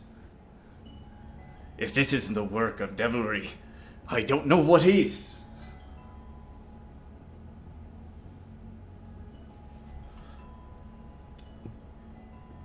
Well, we're still trying to figure everything out. We don't know that it's devilry, as you say. Gods above, girl, are you all right? Seeing Beatrice here. I can't believe it. I heard the stories. I thought surely. Then he trails off. You, sort of turning to the rest of you. What happened? What is all this?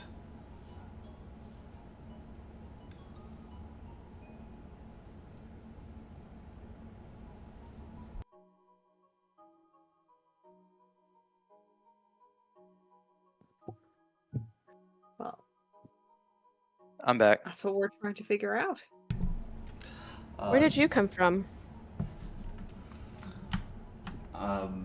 So Baylog, old man Marcus, has sort of come in. He's asking the party about how they all survived.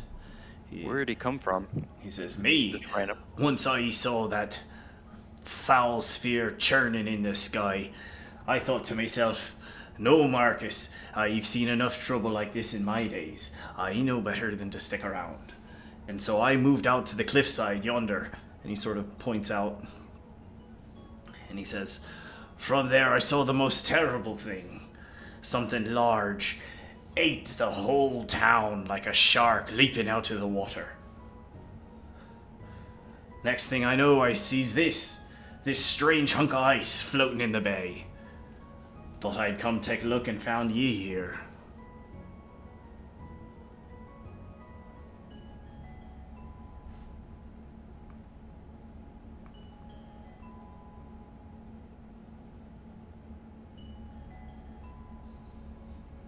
Is that spire I- still there? Oh, sorry. Yes, it is.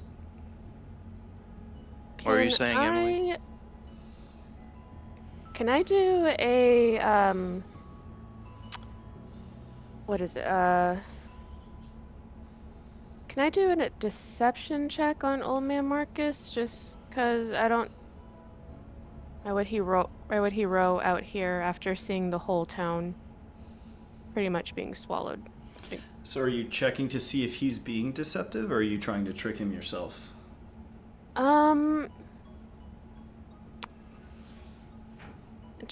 I guess just to see if he's hiding anything, Okay. or if he's being any truthful, or if he's hiding anything. Yeah. Like returning to the scene of the crime. Yeah. Yeah. Go ahead and roll me insight to read him. Okay. What the fuck? Okay. Okay. So, Maeve, given that you are a rogue inquisitive, you cannot roll less than an 8. And so I think that puts you at 8 plus 7 for a minimum of 15. So with a 15, Maeve, as far as you can tell, Old Man Marcus is being legit. He was paranoid. He saw a black sphere hovering in the sky above town and thought, whoa, I am not sticking around. Which is fairly reasonable. But if he didn't want to stick around and he saw like the aftermath, I think it's just odd. Emily. Yeah, that No, he I would think it's return. odd that he would like this ominous, dangerous thing that was also left behind. I'm interested enough to like go up to it. Do y'all ask him about this? Like what he knows about it, or like why he came here. Why he came up to this iceberg? Yeah, why he Balog's returned. gonna ask him that. Yeah, sure. Why are you here? And he says, Well, you see, I was up on them cliffs, minding my business, sitting by a nice cozy fire, when I saw the group of ye step onto this ice here, seemingly unharmed. And then, before me very eyes, I saw you step right through it. And I thought, goodness gracious, I should go see what that is. Why would you leave your nice cozy fire, Old Man Marcus? If you're safe on land, why would you leave your cozy space? In case there were survivors like yourselves. I thought I was the only one who made it out. But then I saw ye step in. He's lying. Let's beat it out of him. Oh my god. yeah, no, he saw you up on the cliff, step through the ice, and he was like, holy shit, maybe there are survivors. He's inquiring about survivors, but this is the guy that like jumped from the ship. Correct. Like, he I does don't know, not I'm- stick I'm- around when shady there's stuff starts danger. happening. I don't know. Just a little rat. You're a little sus, Old Man Marcus. Just a slimy little rat leaving his friends to die multiple times. I see how you. Oh my god. Y'all can roll inside if you want to. I'm gonna roll inside. Alright, go right ahead. Yeah, no, I mean, as far as y'all can tell, he's being legit. He legitimately didn't think anyone else survived. And then he came out here, stepped through the ice after he saw y'all do it. And lo and behold, here's Cecily and Beatrice. I still don't know. It's just a little sus to me. Y'all are so suspicious of this. I'm just gonna tell you, like, for as best as you can tell, this guy is being legit. This is consistent with everything he's done. Okay. Okay. We're not making a mayor over this. All right. So, Noah, you're able to observe that this old man is actually also able to pass through the ice. Huh. Sus. I don't know. Flip you around. I mean, it's whatever.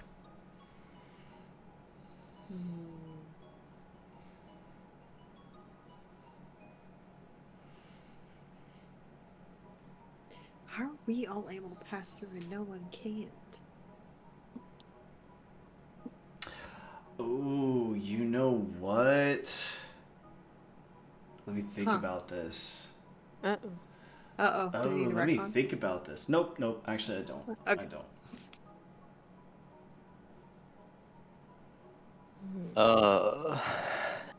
So we should probably get the Cliftons out of here Yes. because this is probably not a stable place to be. Old man Marcus, might you escort these ladies to land? It'll be safer for them there.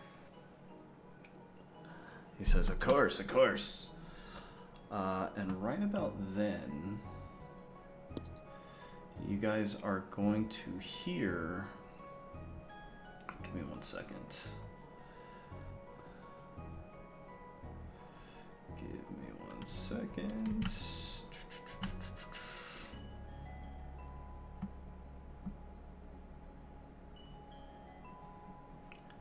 Okay, sorry about that.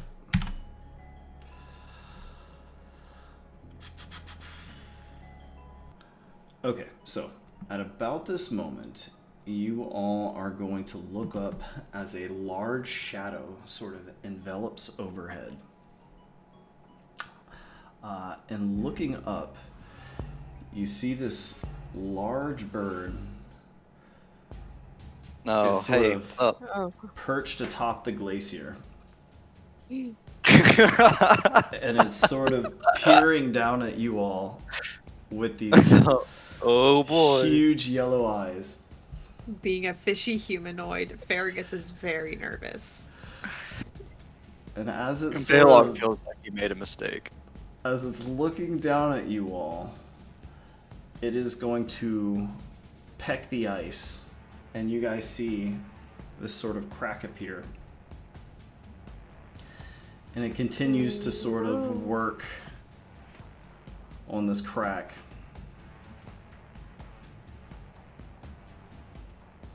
No. And as the crack kind of grows and gets bigger and bigger, you guys notice that it's going to only be a matter of time before this bird is able to pierce through this ice. Okay, we gotta get the Cliftons on the boat now. They won't be able to make it that far. Let's get them into the caves. Alright. But so this thing is like trying to kill us. It's just like Not necessarily. pecking me through the ice. Wait. Oh, Not necessarily, but it doesn't... Make me an insight check. Roll me a vibe check. vibe check. check. There we go.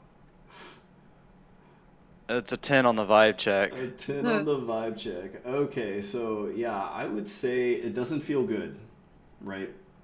Baylog is it going doesn't to feel like this stand thing's his gonna ground. just fucking kill you, but Baylog's going to stand his ground because does he recognize this? Is this the same thing that spoke to him days earlier?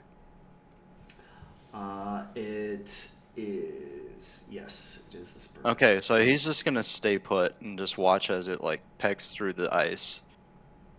Is there any way we can tell who it's targeting? Like who it wants to get to? It doesn't seem like it's trying to like necessarily attack any of you per se. It's pecking at the ceiling, trying to just make its way in. and you guys can see through it because the ceiling is translucent. God damn it, I cannot find this damn But the song. vibes are not immaculate. The vibes are not immaculate. It doesn't feel good. You feel safer on this side of the ice, for certain. No one wants to try and reach out to this thing and ask it what it's doing. Well, Balog will ask, I guess. I don't know how if you can hear me, but Or did you mean no one as in you? Dude, I cannot find oh, yeah. No, that one got me too. Gotcha. Oh, got you. I thought you were I got it. No. Yeah, that totally went over my head as well. Okay. No one. As you reach out to this thing, give me 1 second. I gotta restart this music. This thing's making me work for it. No, bro. This is a real, like, Lex and Tim in the car, Jurassic Park. Like, that's what this Oh feels my like to me. god.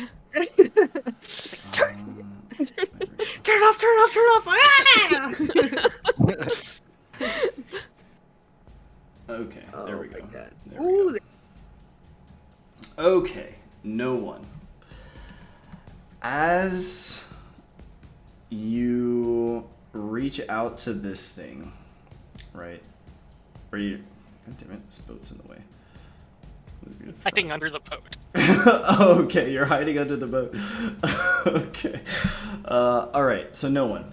As you're reaching out to the bird, the rest of you are going to watch as the bird abruptly stops pecking at the ceiling of this and then hops its massive feet over and sort of cocks its head a couple times, sort of peering its large yellow eyes down at no one.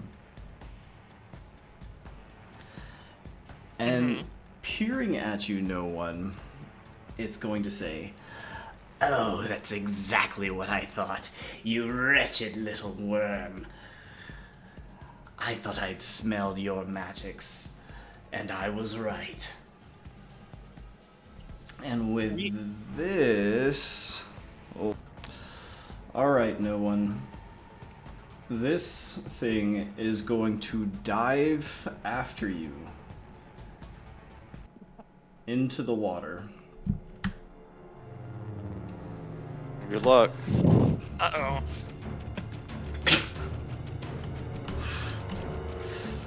As this bird soars into the water below, the water is going to be repelled away from it. Can you make me a dexterity save? I can try. Where's my token? 1 sec.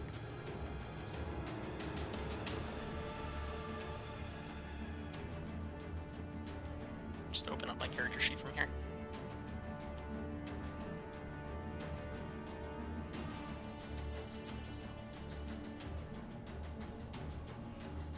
Okay, no one. So, as this thing soars downward through the water, it's going to fly about freely, propelled by the air around it. And it is pursuing you around the open space as you dart around the reef and the bay of Norstead Point. And this bird is hunting you down relentlessly. Give me a second while I move this to another map. Are we all witnessing this as it happens? So you all witness this bird like dive under the water, and then you can actually see it flying underneath within like its own air bubble as no one is sort of darting around below the surface. So let me put this back now. Sorry. Oh my god.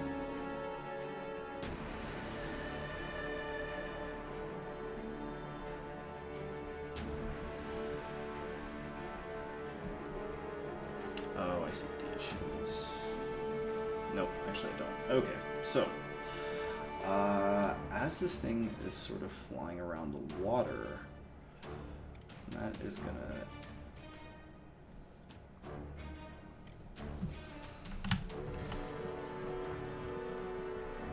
So let me put on this page. Old Man Marcus! Sorry, that was not what I was intending there. 1 second.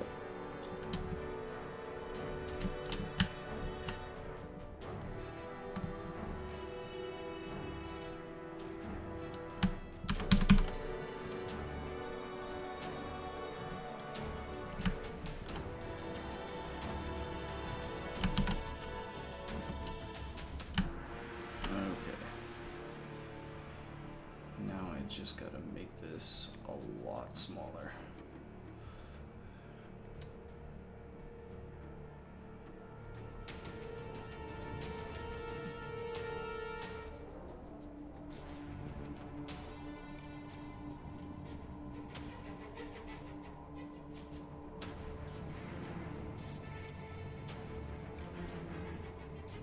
All right, no one.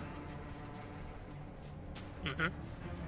So you are being pursued by the Great Avian, and you are darting through this water.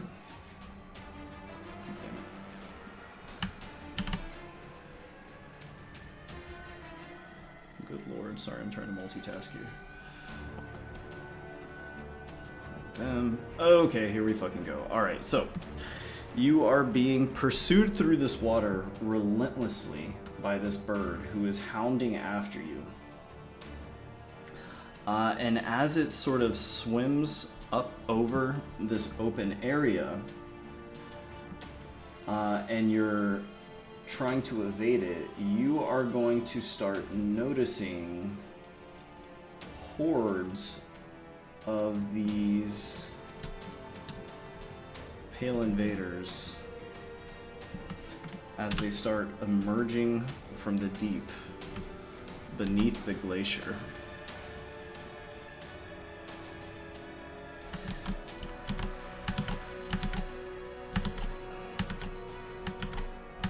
And these things are going to begin darting after the bird, and ultimately they are going to cling to the bird. Unlike you who are trying to stay away from it, all of these things begin flocking to it. And they are going to wrap about its wings and cling to it with their octopus-like appendages. The bird is going to give up on chasing you, as well as give up on the glacier, and emerging through the surface of the water, all of you sort of watch as it flies up into the sky, sort of shaking off these pale invaders, which sort of drop and fall back into the water. And sort of spinning through the air, it like flaps its arms wide, sort of hurling off the rest of the ones that are stuck to it, right? And they fall back to the bay below, sort of splashing against the surface. And the bird, after a moment, is going to make its way back to the mountain. While it's flying away, I think I have like 3-mile range on it. Mm-hmm. Can I be like sending it the message, "What's your problem"? You certainly can, yes. You certainly can. You are not going to get a response. Rude. Oh my god. Okay. Left you on red. Ouch. Now, that being said, what would the rest of you like to do? Old Man Marcus, Beatrice, Cecily are all quite afraid.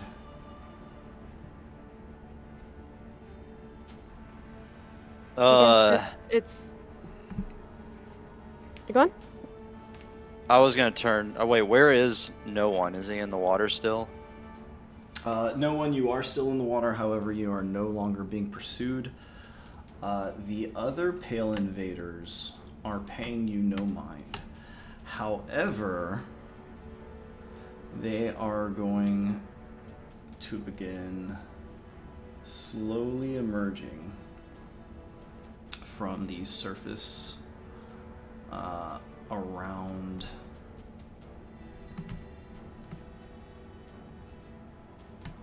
the glacier.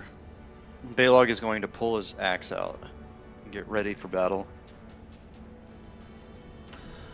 Maeve, Fergus, and Baylog, all of you kind of watch as several of these Pale Invaders sort of step up towards the ice and kind of like reaching their hands up against the ice.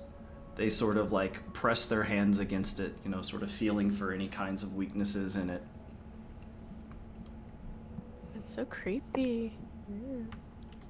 But they can't get in, just like no one can't get in. And the bird can't get in either. Bird can't. But Fergus and Baylog were able to come in. Mm-hmm. So they must not be allowed for some reason. Ooh, actually, you know what? I just realized something. Fergus, you would not be allowed in either. I have to retcon that. Fergus, you No problem. would be stuck outside. Well, that's not fair. Sorry, Fergus.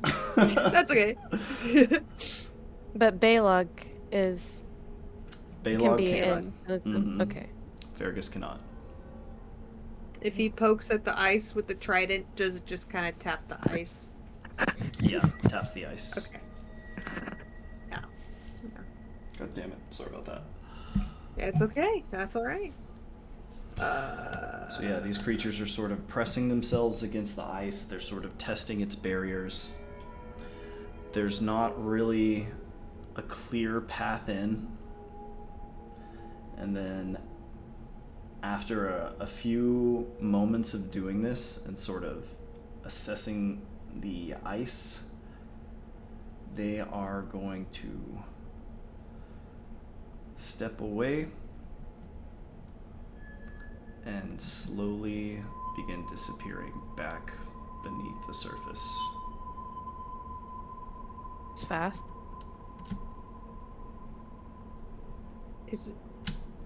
Is no one back on the ice again, or are they still underwater?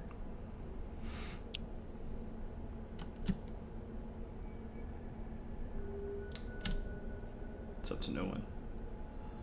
I'm still underwater, but I'm closer to the surface. Okay. Fergus will just jump in the water and be like, "Hey, what's up with all your friends? Why are they here? What are they doing? What are you doing?" And he squints Oh his eyes a shit, little. Fergus, are you jumping in the water? I thought you were. Uh, I was assuming you weren't just like hanging out with all these things. Well, no, but you said that they were disappearing, so he came out to talk to no one. Oh, true. Okay. If they're gone, he's gonna like talk to no one and ask them what's up. with Got them. You can you, stay okay. hidden, and we can communicate if you want. Say it again. You can stay hidden. Fergus can stay hidden. Oh, we can. Yeah, if you're doing like a cannonball, I need to know. Yeah, it's a cannonball. I mean, he just wants to talk to no one. That's the end goal. I would say No one just has to know where you are. That's the only requirement. Yeah, I would say Alright. vibe checking these things. Fergus, you would see that they're sort of beginning to slip away. And then there is one that just kind of lingers. There is one that lingers. Mm-hmm. And that would be no one, Oof. essentially. Oh, okay. It's still creepy. Okay, I got you. Yeah. No one lingered behind. Don't do that. Don't do that. Okay. Yeah, he just wants to.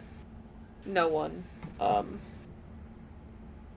are all your friends here? Who are they? What are they doing? Why are they trying to get in? We tried talking to the thing. and it attacked us. They saved us. Yeah, and then they tried to get in to this house. We don't know why.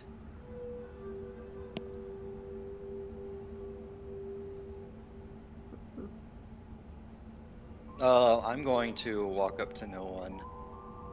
Oh. Or not walk up to. Is he under the water or is he like Mhm. with us? I'm going to say, as Fergus here already knows, I have been tasked by that creature that just attacked you to wipe out your kind.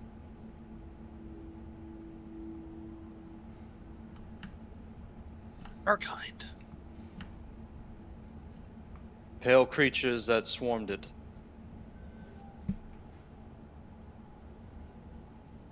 Oh, real quick, does no one understand the words being spoken? Yeah, you do. Oh, that's You weird. verbally understand what Balog is saying. Balog, roll me an insight check.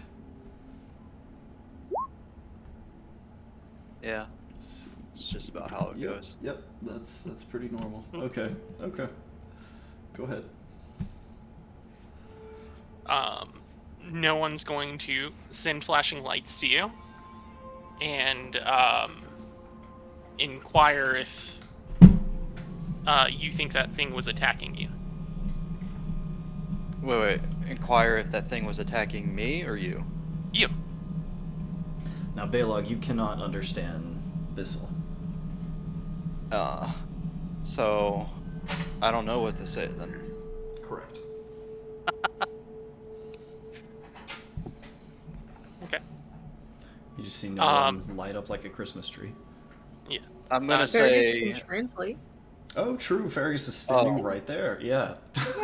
Yeah, very true. He sees Balog's confusion and he says, "Aren't you going to answer his question?"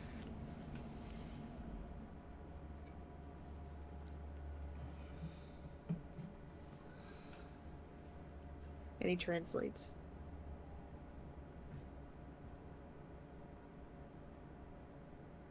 Well, okay, so I say the same thing I did before. Or what does God. The Words are question hard. was What is if it looked like the bird was attacking you. If you thought it looked like the bird No, was okay. So the bird is not allied with me. It has, in exchange for medicine for the people of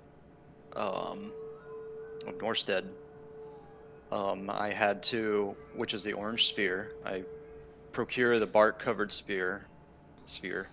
Um I was basically told in exchange for this item that I would help eradicate um the problem that the bird did not specify what exactly I'd be destroying, but it seems that bird, whatever your kind is, that is who the bird's enemies are. So no, it was not attacking me. I believe it was specifically going after you and the rest of them, and it was just overwhelmed. no one's going to communicate that it was attacking the ice you were inside of. But I think just to free us, I don't believe that it was going after us because it immediately darted after you once it saw you. I'm going to ask what Fergus thinks.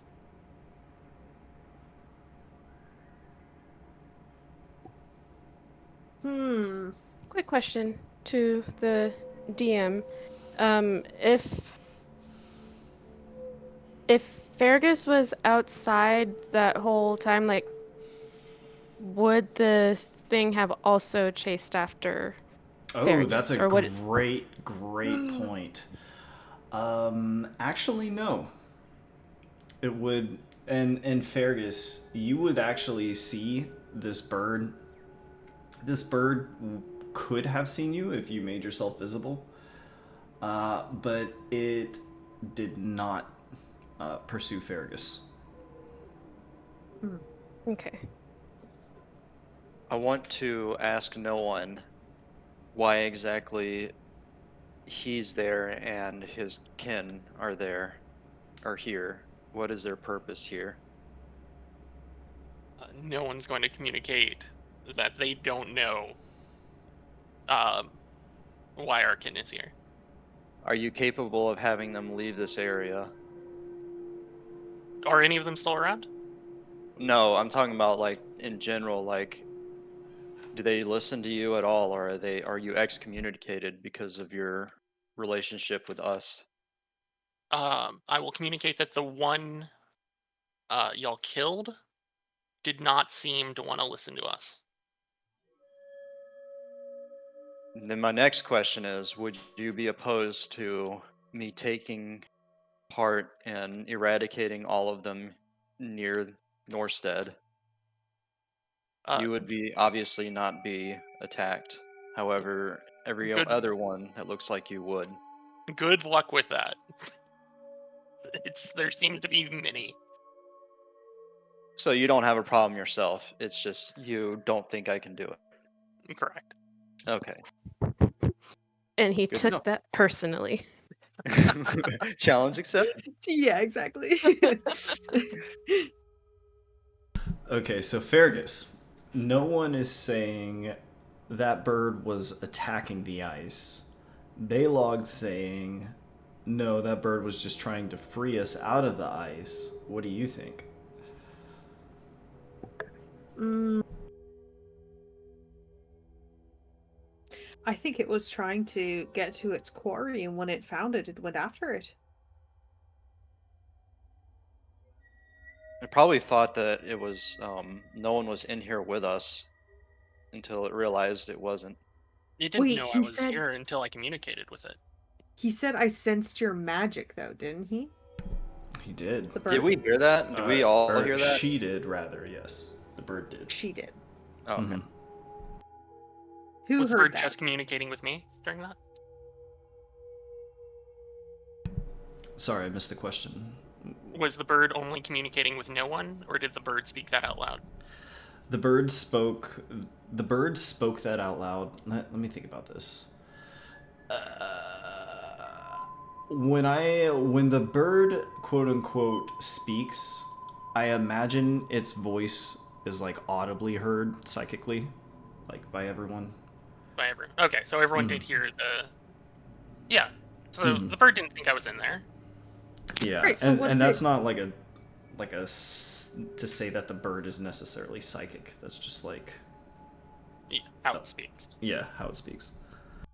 So what if the bird can sense you, but not to a pinpoint location, just an area?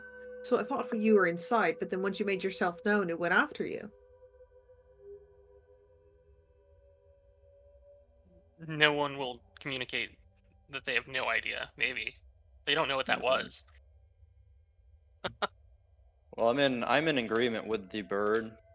Basically, like I have an active deal going, so I don't think it was trying to attack me. Maybe it's upset that I haven't been doing what it's asked, but No one I thinks don't that bird is a jerk. So know. Well, you aren't wrong about that. Fortunately, I kind of have no choice but to do what it says.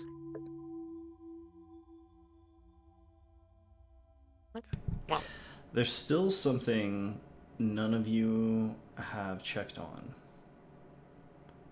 Clifton's? Does anyone know what that might be? the Ashta? bottom of the ice. Ashta. Mm. This whole Wait. glacier is shaped like a giant mermaid. Oh, fuck. God damn it. She tried singing, didn't she? Well, Did you say she tried to sing?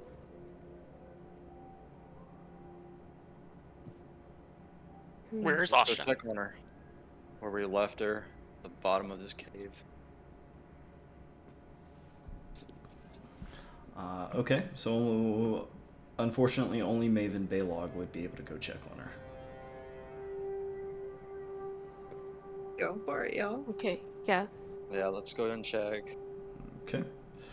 So, the two of you are going to go check on Ashta in the distant cave. Fergus sadly is not here. So, when you come back, Ashta is unconscious, but alive. The marrow has not moved an inch.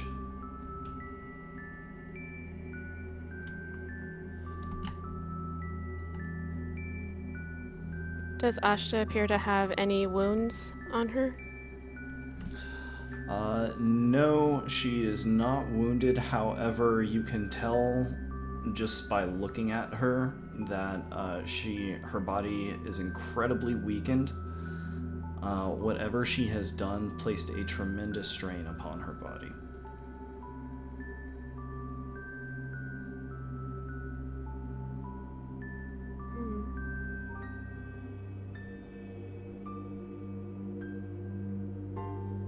And the marrow hasn't moved at all since we left it. We left them. Nope. As you make your way into the cave, its eyes sort of follow you. And it just continues to face you, Maeve, and you alone. It obediently awaits your command.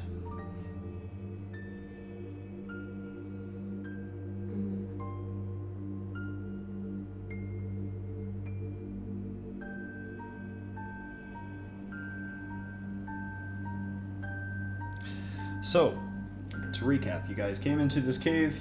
Marrow's chilling here, hasn't budged. It's pretty much exactly where you left it. Ashta is looking incredibly weakened, but alive and unconscious in the pool.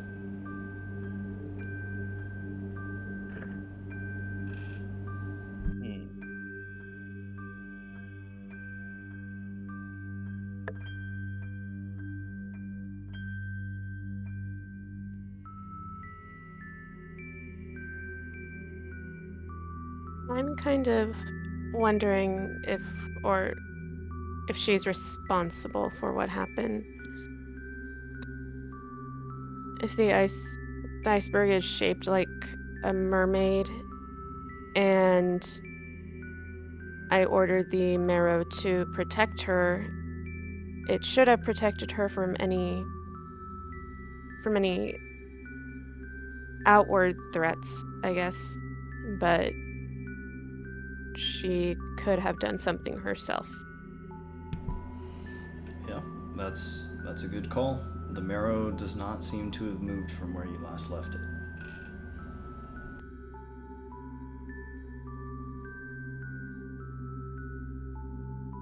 Is there anything around her or in the cave?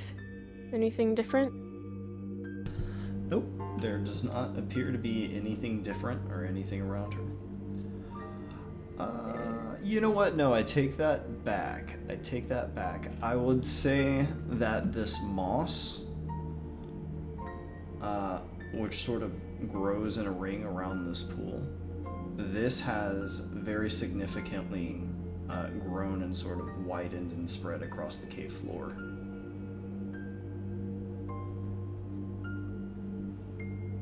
So like all of the plant life in the vicinity seems to have rapidly advanced.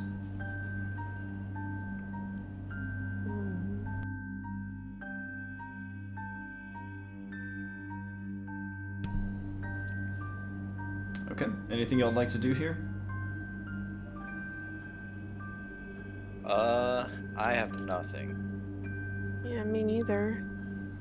Alright, she does not seem to be well. Y'all just want to leave her here?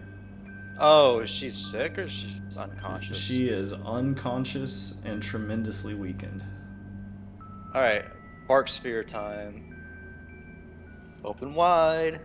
Alright, so you give her more of that pulpy goodness, and she wakes up.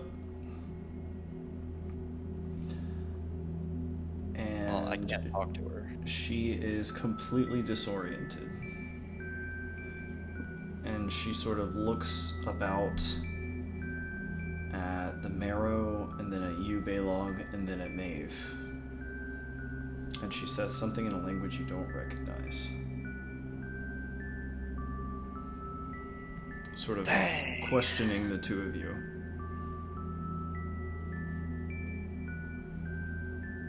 None of us can, like, understand what she's saying either. Nope, you do not understand what it is she's saying. You can try to communicate with her to see what it is she's asking. Like, you can make an insight check to do your best interpretation. Yeah, I'll do an insight. I will too. I have another plan too. Okay. Finally, a good one. Good insight. Holy bejesus. Maeve, she's trying to figure out what happened Well, that's what I was gonna ask her. since coming to.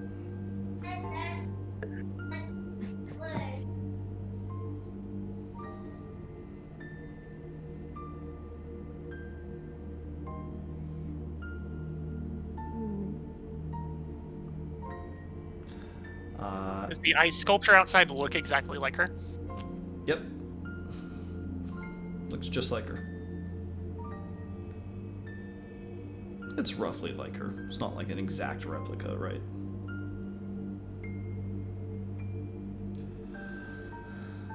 So yeah, she's basically asking you this. Maeve, if you like, you can just sort of share what she's attempting to communicate with Baylog.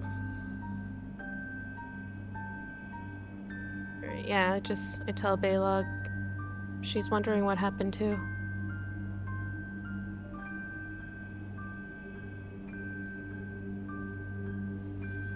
We may have to wait just a brief second. I said Baylog is going to offer her hand. I was muted by accident. But That's fine. yeah, he's going to offer her a hand and then point towards the exit of the cave. She asks you something about the thing you're pointing at. Does she not get? I'm trying to, like, Multitask. offer to, like, take her out of here. Okay. To show her what happened. Alright, you're doing all of this non-verbally? Yes. Okay. Alright. So, given an understanding that you are taking her somewhere, if you like, you can carry her, and y'all can go up to the upper area if you would like to leave this cave here. Yeah, I just want to take her outside to show her what exactly happened. Okay. Right. Turn the song back on. There we go. Alright. So, you bring Ashta back up here, and she is able to kind of get a gist of the situation. She has encapsulated everything in ice, as you can see. And Cecily, Beatrice, and Old Man Marcus are all going to sort of stare in bewilderment and amazement as Baylog comes carrying this long, like, exotic mermaid priestess here. Can Fergus speak to this? Can Fergus speak to Ashta? Yes. Can he understand Ashta? And Ashta understand him? They were able to communicate very simple terms due to Fergus's Emissary of the Sea ability. However, they were not able to speak very clearly. Well, that's a better chance. Us just pantomiming. I'm going to bring her over to Fergus, and I'm going to tell Fergus that we have trouble communicating with her. You might be in a better spot to do so. Baylog, as soon as you begin speaking, Ashta is suddenly going to become dumbfounded and then extremely excited, and she's going to begin rapidly speaking to you. You have essentially moved outside at this point, I believe. So wait, rapidly speaking to Fergus or me again? To you, even though you've just spoken to Fergus. You cannot understand what Ashta's saying. Yep. What is Fergus here? Yeah. Fergus hears the same thing. She's speaking rapidly in Aquan, but Fergus, you have a very limited understanding of this language. Right. Talking to Fergus, I am going to say, should we connect?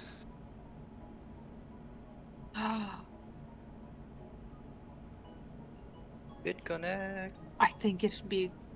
Yeah, let's try it. I can only communicate small phrases, but if we can get a bigger picture with your connection, I think it's a great idea. Okay. Okay. Yeah. Okay. Let me go see what I got. Now that he knows a connection is not an attack. Yeah. Give me 1 second. Okay, so no one. You said you were moving back up on the ice. Yes, as you move onto the ice, Ashta is going to immediately become quite frightened of you, in the same way that she is very apprehensive of Fergus, although she has certainly warmed up to Fergus. Everyone's able to make an insight check if you like. Oh.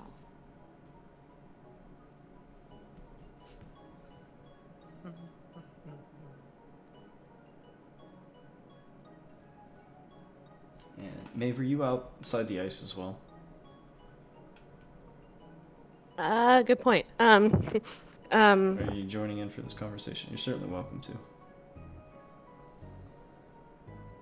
Yes, but before I go outside, I'm gonna tell Ome Marcus to go ahead and take Cecily and Beatrice to the mainland.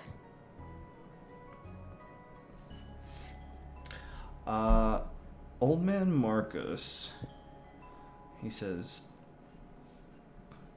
"Where on the mainland you suppose we go?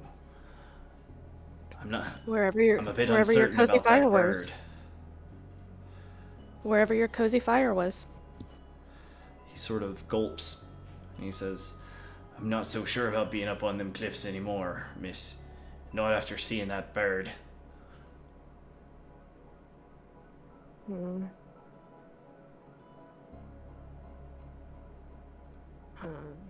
I hate this old man Marcus guy. He seems nice. He's just had a hard life.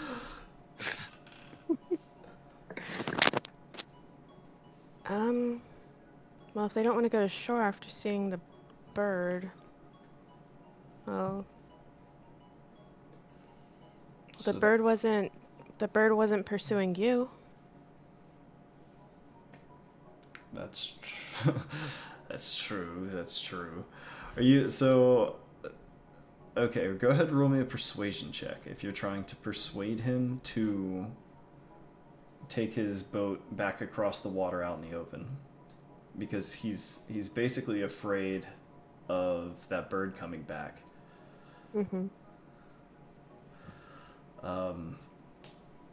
He sort of gulps one more time and he says, "If it's all the same to you, miss, I think I'd rather stay put, at least for now, where I know that wretched thing can't get in."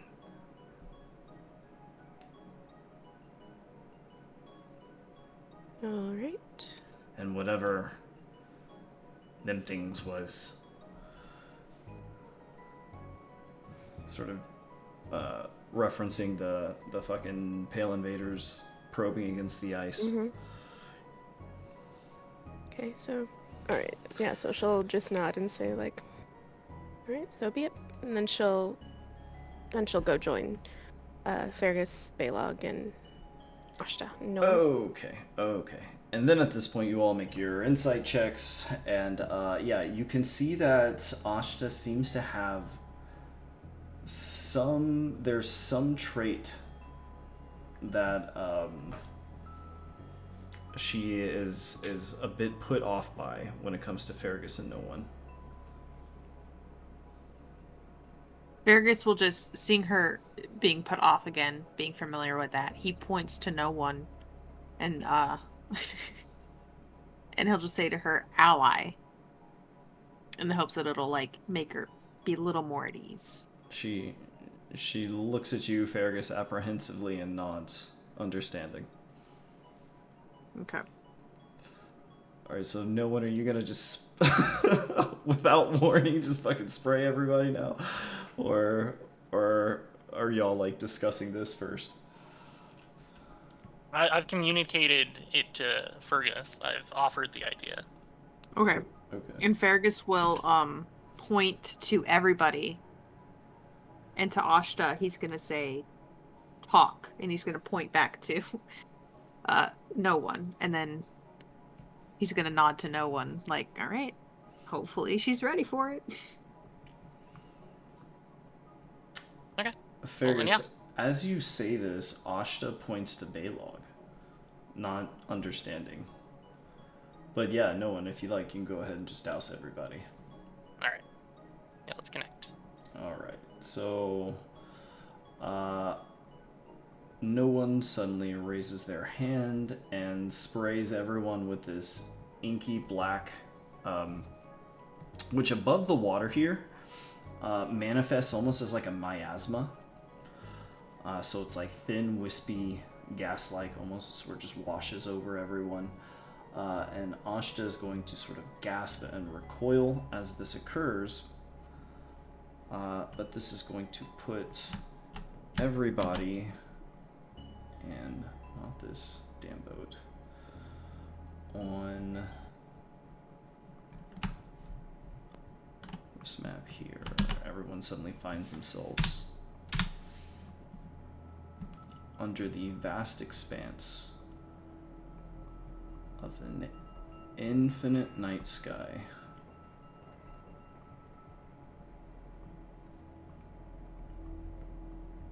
Alright, and here everyone can sort of hear each other's thoughts once again.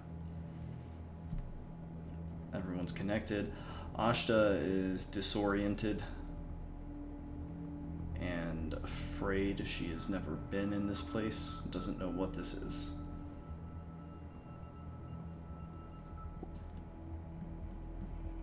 Kind of understand us now. And she nods, and she's sort of excited, and she's you can hear she's like, yes, I can. Well, thanks to this one here. And he nods to no one. No also makes the head motion of nodding. You all can feel her reactive apprehension again at no one. And being connected to her now, you guys can all tell this is because she fears creatures of the deep. Why do you fear us? And she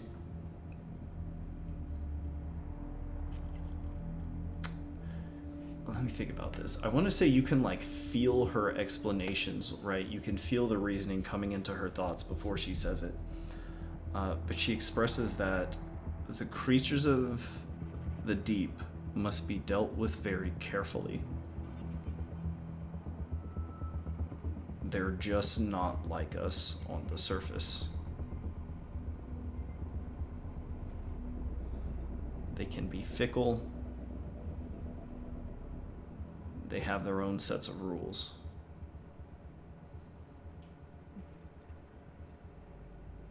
We want to know what you did to the town.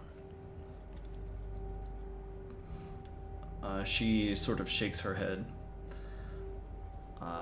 And she says,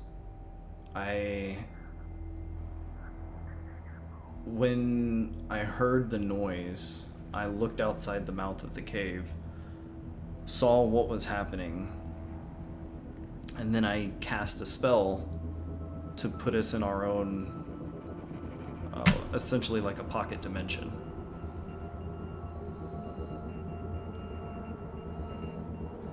That's what the ice is? That's what the ice is.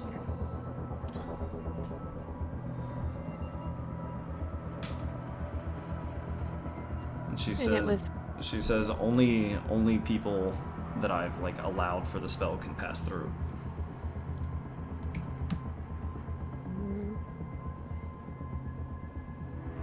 And she cast that spell on the cave and on the Clifton house? It just created a bubble, basically. And because the cave was beneath the Clifton house, that's what got captured. Okay. What would happen if the ice broke? If the ice broke, we'd be exposed to whatever the source of that magic was. Okay. And the source of that magic is what is being excluded. So the cave and that house are still where they are as we perceive them? Or are they still in the town? They're where they are as we perceive them. Basically what happened was everything else got swallowed while the bubble stayed in place. And so it just passed right through the outside of the clan. Okay. Now, Fergus, this raises an interesting question. Ashta says that she excluded from the spell the source of whatever that clan was. But you have found that you are not able to pass through that ice yourself.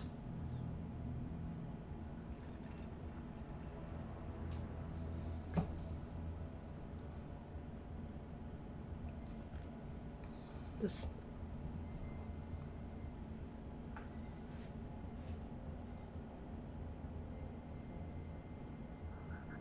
Gosh. So, what did y'all want to communicate now that you're all connected here? Asha is very confused as to how Balog understands Aquan.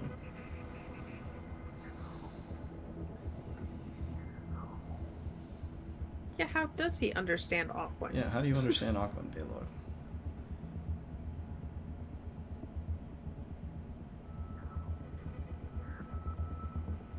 And it? No Like one will literally, express no that one. they also are able to understand Balog when they speak. Yeah, so as she thinks this, right, and as no one communicates this as well, Ashta and no one are both verbally understanding what Balog is saying. But Balog, you're like, I don't understand Aquan. And Ashta's like, well, how are you speaking it so fluently?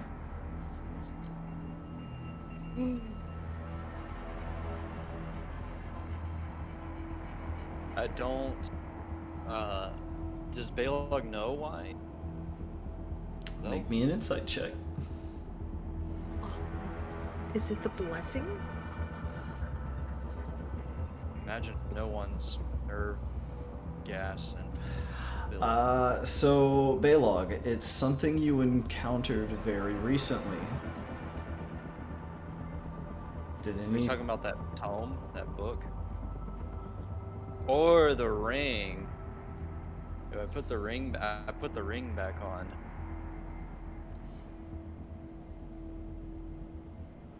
Is this So it? do you show them either? Yeah, I show them the ring. Okay. So, Balog, you show Ashta the ring. As you show her this ring, she gets kind of excited. She's like, oh, that's an orator's ring. This is like a symbol of our, essentially like our system of government, right?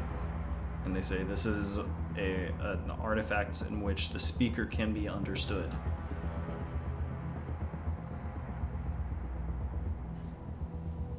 Okay.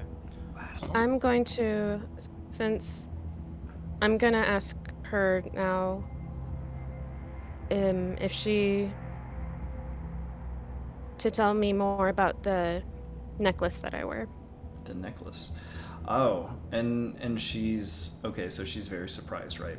Or she was very surprised when you'd used this before. So asking her about this, she says, "Yes, that necklace is used for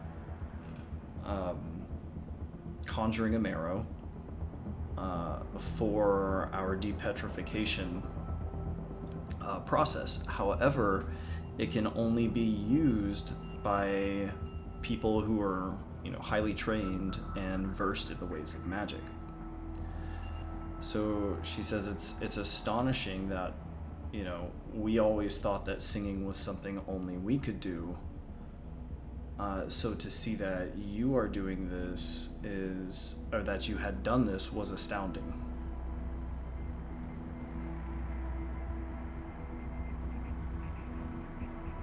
So it summons the marrow, but also to help depetrify? Yeah, so the role of the marrow. So to remind you all, when you had found the bag of holding, the cape, and the necklace, they were all part of a single set intended to be worn by a ceremonial person, essentially, whose job it was to summon the marrow which depetrifies the priestesses. That was supposed to be in the same room, or at least nearby, because it was part of the same temple, as the room you guys found Ashta in. However, you found that in the distant cave in Norstead Point, submerged in the earth, which was pretty far from where you found Ashta over in Finnegan's Bucket. So the temple has evidently been torn apart and buried in the earth.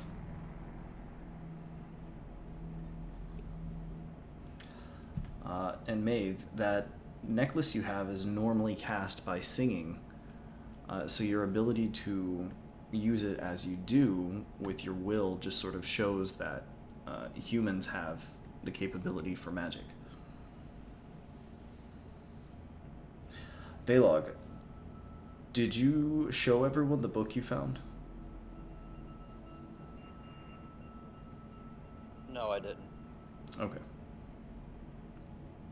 Alright, so, does anyone else have any other questions? She wants to know why no one is here. And, she's gonna put you through the same questioning everybody else does. No one. It's like, what are you? Who are they? Why are they here? And the answer is we don't know, right? Yes. So ultimately, she's gonna want to know, why are you here? Why have you been allowed to be with the group? We are repaying a favor because they helped us. Okay. Can I attempt to show her visions of the city as we saw it, and ask about specifically what attacked the city? Oh, sure, yeah.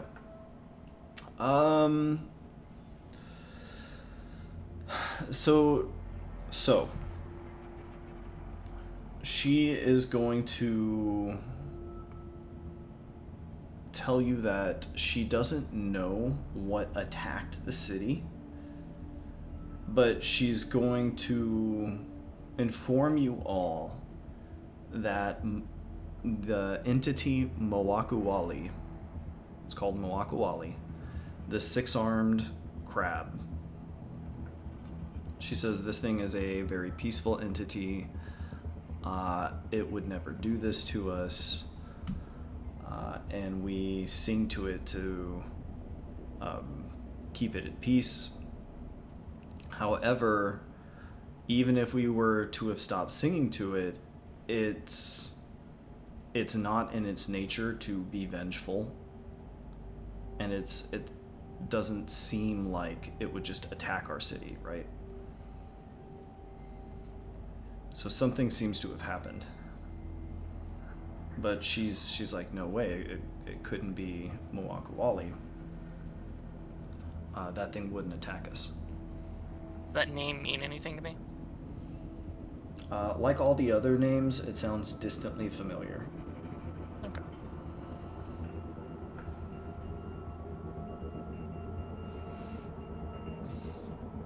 Alright, so she can make essentially an exception condition for no one and Fergus for the ice barrier to allow you entry in. Basically, that little hunk of land is sort of encapsulated and floating within the glacier. It is a sanctuary. However, if you would like to relocate somewhere else, you are welcome to. Is there anything else y'all want to discuss while you're all connected in this way? And Fergus, when they are talking about the Orator's Ring, you recall that you had found like a brooch belonging to all of the speakers. Oh yeah. Mhm. He pulls that out as well after the ring discussion, Mm. and he says, "What can you tell me about this?" She says, "Yeah, this is essentially a brooch that they all that they all wear. It will help you understand things that are being spoken." Oh, very cool. And so, together, these things were intended to foster communication. However, it most certainly did not stop arguments. Well, shoot, can we find are there more of these things? If everyone can communicate effectively, it would help us immensely.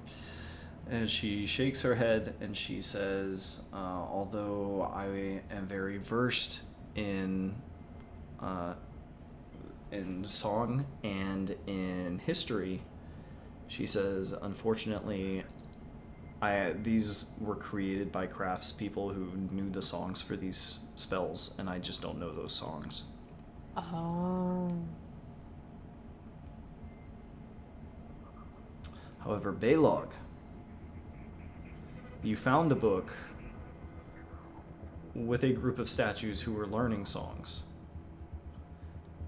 If you like, you can produce... I will go ahead and reveal those. Okay. So, if you show her this book, she will be astounded and very pleased, and she's going to be like, oh my gosh, like this is one of our hymnals, right? This book contains a great number of songs.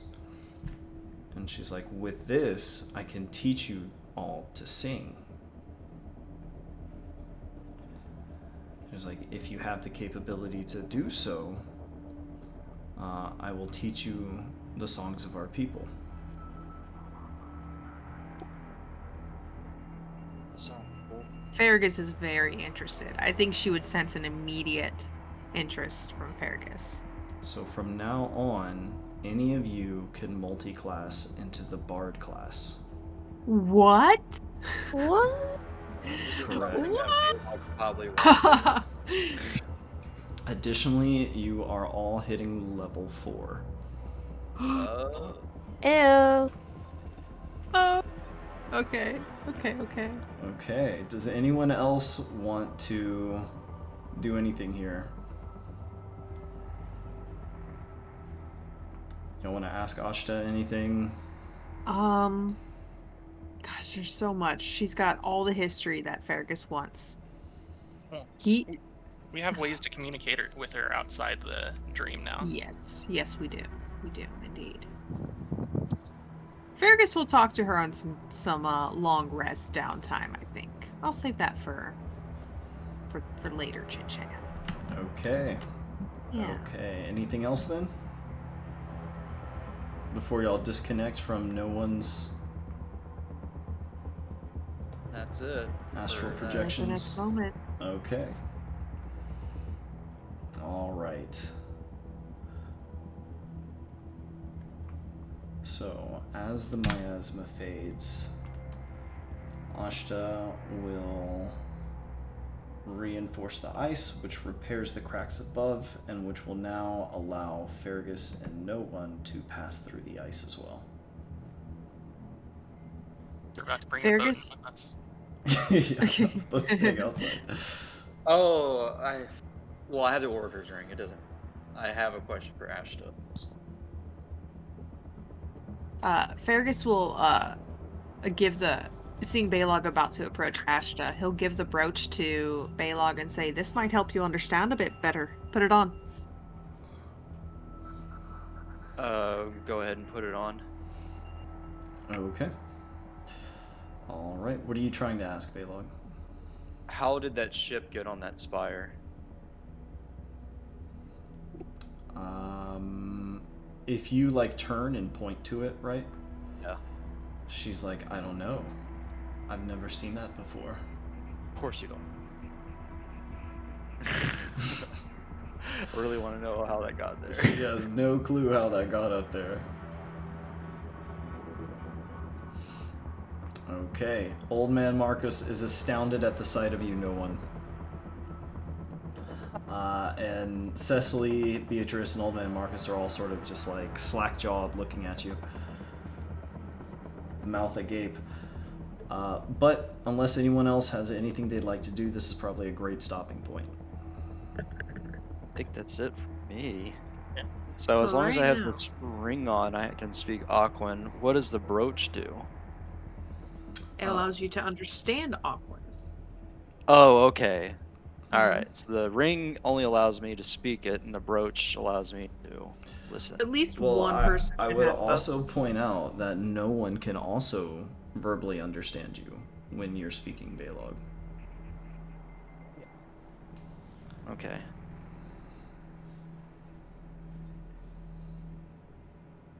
Okay. All right. Anything else? Any final questions? All right. We'll go ahead and stop it here. Okay.